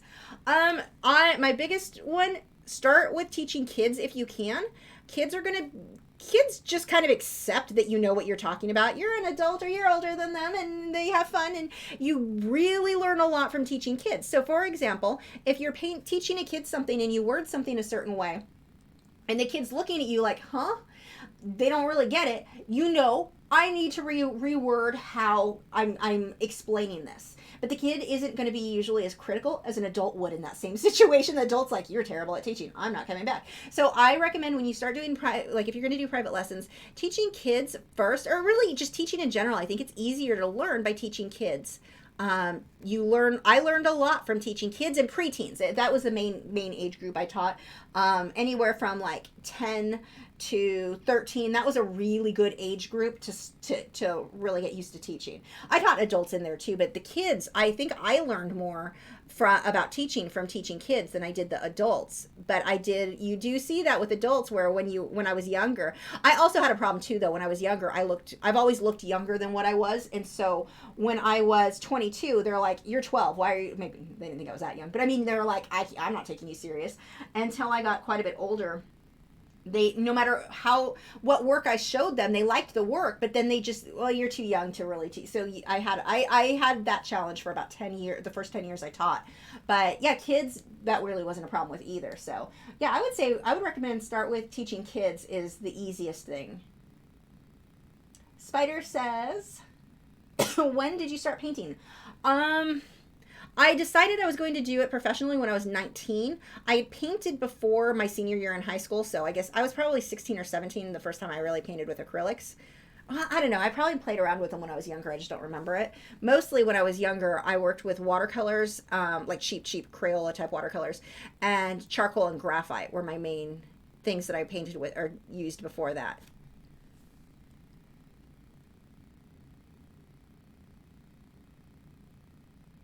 KB said, thank you so much for your advice. It was really uplifting and hit on what I was feeling. Okay, good. I'm glad to help. I start rambling, and especially not having a nap, I really ramble. But I'm like, hope what I'm going for is coming across right. Darren said, I started painting at 46 years old, 9 years ago. I use the power of yet. I can't do that yet, but I keep painting and learning. I sell prints for Christmas cards and commissions as well. That's awesome. And what a good way to look at it. I can't do that yet. Yes, exactly. But you will be able to. That's so cool. I love it. Whoops, scroll toolbar. Darren said, thanks for addressing the rules in art. That was freeing. Yeah, it's always weird to me when someone sets a rule, like, people are like, with working in graphite, you shouldn't use an eraser. What? Why? Are erasers not light fast, or why? Use whatever works for you. But people will come up with the most random rules for things, and it's like, it is really limiting. I don't get it, but use whatever looks good as long as you're not affecting. When you start affecting the archival quality of your work, that's when I'm like, okay, do this or don't do that, because it's not going to be archival. You wouldn't want to sell that to somebody and have it fall apart, change color, whatever. So that's the only time that I'm like, okay, I'm going to stick with those rules. But as far as technique and that sort of, if you like the results you're getting, go for it. Toby said, any tips for someone who has never... do not restart. What are you doing, computer? No. Let's see. Where did I go? Toby said, any tips for someone who has never drawn faces and wants to start? Practice and then practice. Actually, one of the things that helps a lot of people, trace first. Trace the face, trace the face, trace the face, like one face. Trace it, like maybe say 10, 12 times, and then freehand it. Then go back to tracing, and then freehand it. What you're doing is teaching your eyes to see things as they are, because your brain is going to want to take over and go, I know what a face looks like. I look at faces all the time. I got this. And you now have something that looks like an alien. So by tracing something, it really it starts to force you to see things accurately and as they really are. So that would be my biggest tip, is trace. But the goal is not to forever trace. You want to be able to freehand. That's where your goal is to get. But by tracing it when you first start a few times, it starts forcing you to notice detail. Maybe the way the water line or the tear line is on the eye, the way that the eye structure is, instead of, it's not just an almond shape with a dot in the middle. So by tracing something over and over and over, and you can just get cheap tracing paper, the cheapest tracing paper you can find, and trace it that way. You can do a light box too if you want, but tracing paper is the cheapest way to get started. Long term, a light box will save you money, but either way. And trace things and then freehand them. The important thing is that you have to still freehand things. Don't just trace things. Trace it over and over again, then practice freehanding it. Figure out what didn't go right and trace it again, freehand it. Figure out what doesn't look right, trace it again a few times, and you're just going to go back and forth like that, and you can learn really quickly that way. That just scrolled and I lost all the questions. Okay. Oh wait, here we go. Susan said, just a little off topic, do you have any suggestions on add bright white to graphite sketches to get like white sparkles in the eye or highlights, etc.? So here's the thing. A lot of people will use like a gel pen or ink or white acrylics or something like that over graphite to get the white to stand out, which you can do. But it's obvious. It is obvious it's not all graphite. So if you're going to use any of those techniques, I would recommend use it, in other places in the thing. But you don't normally want things to be super, super white anyway. Ideally, the what you want to do is protect the white of the paper as much as possible. That's going to look the best. But I mean, you can play around with gel pens. It doesn't, depending on how much graphite is on there, it may just slide off. But you can play around with those. It's just... the results, I don't think, look as nice as when you just work on not getting graphite where you don't want graphite to be. being very, very careful with the areas you want to stay white. You can also use a Tombow mono eraser, the mono zero eraser, those small erasers. You can sometimes lift things, like if you did get a little graphite where you didn't want it, that can get into really tiny areas, or an electric eraser can actually help with pulling out the white highlight. Once you get something super dark with graphite, it's going to stay super dark. Again, you've got the white gel pens and all of these other things. Some of those can yellow with time, so you've got to do your research on which ones work, or for what you're doing it with it. But it's always noticeable, and it doesn't look like graphite. It doesn't look like the rest of the piece, so it kind of looks weird when you add those. At least I think it looks weird. Art of Raven D said, with the art on my channel, I don't think anyone would want me to teach their kids art. Probably not. You never know, though. Jenna Gets Creative said, I can sympathize with not being taken serious because you look younger. I'll be 31 next month, and I'm pretty sure the only reason I don't get ID'd anymore is because of the baby on my hip. It's a funny story about that. So I used to work at a pizza place, and when I was a teenager, and I had someone come in and they wanted a pitcher of beer, and so I ID'd him, and he didn't have his ID with him. I knew he wasn't 21.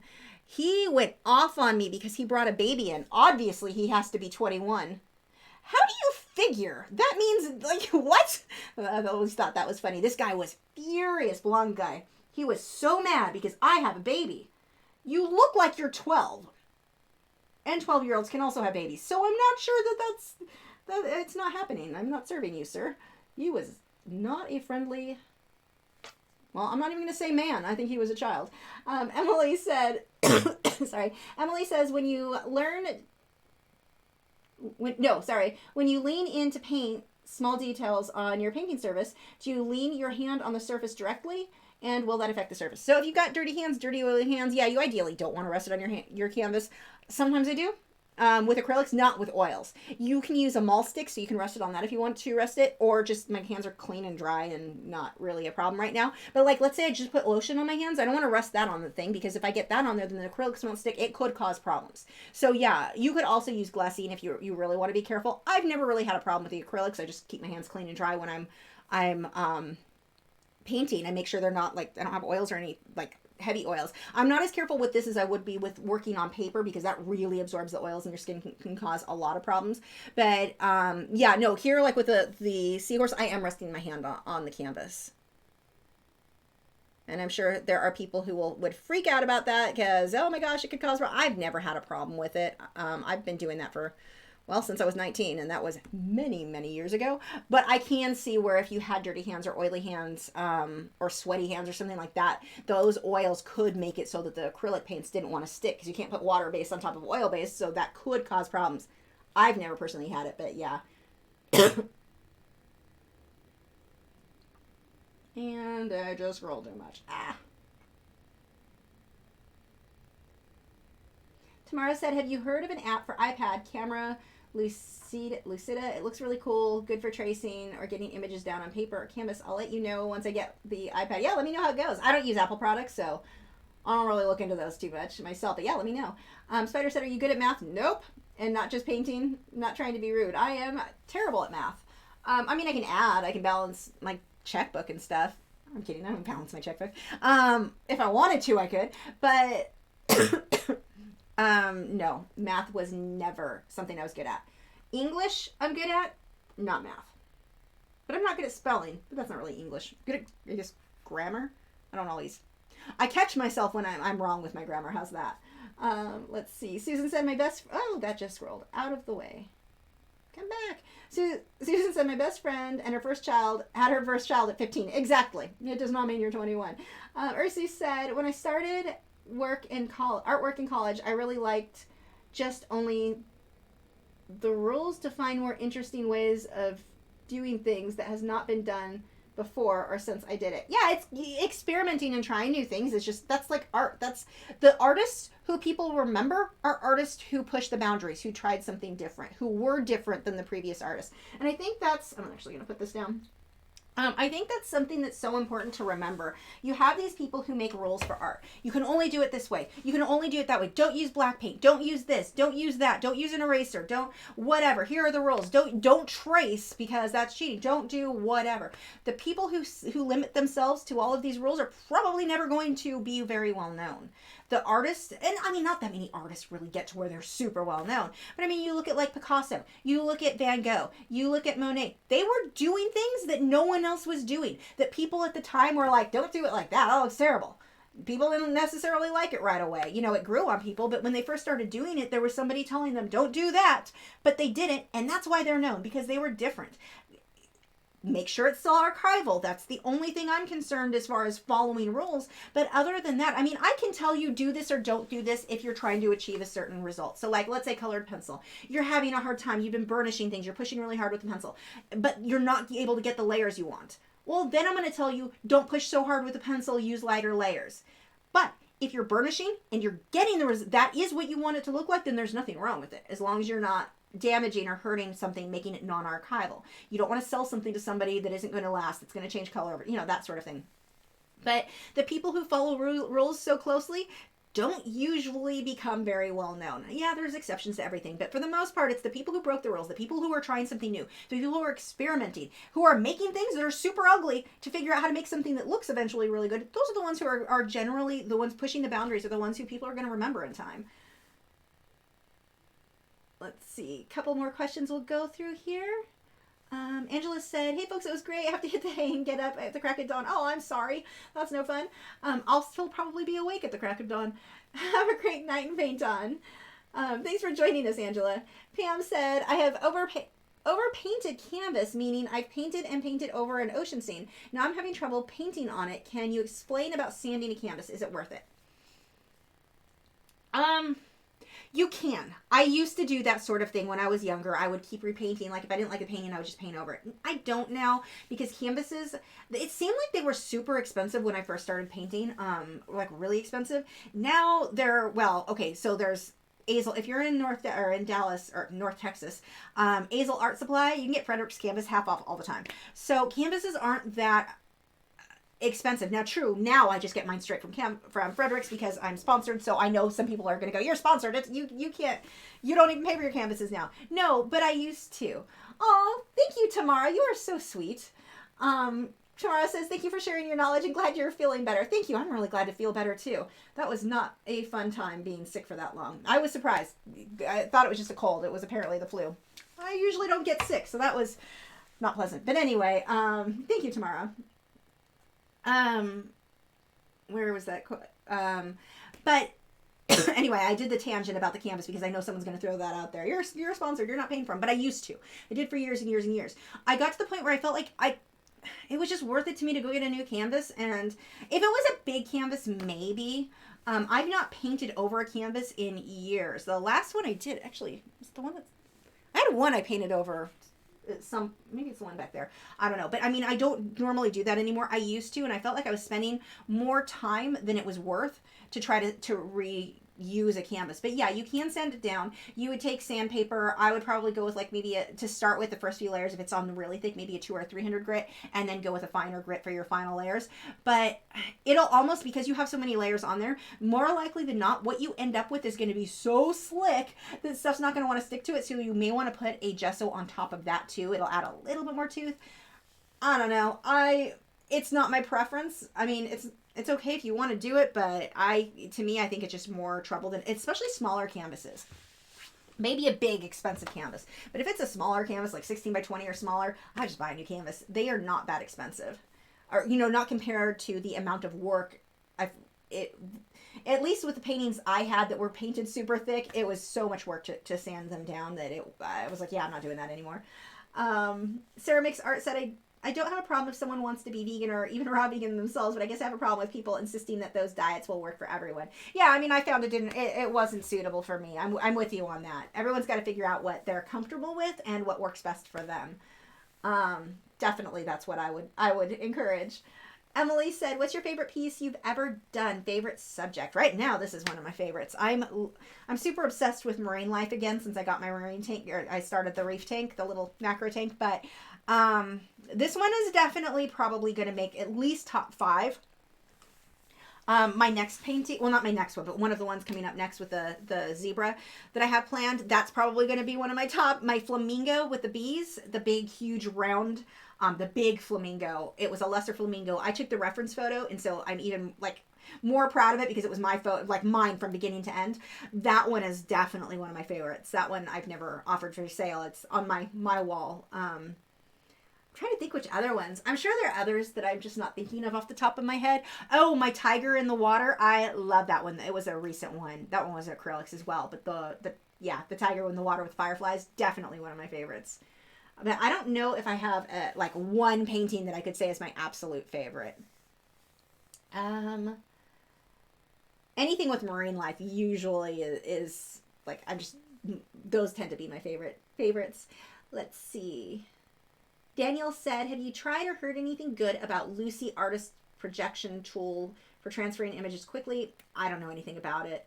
I want to try it for a person-to-person portraits still life. I really don't know. I'd see if there are any videos of somebody actually using it and reviewing it.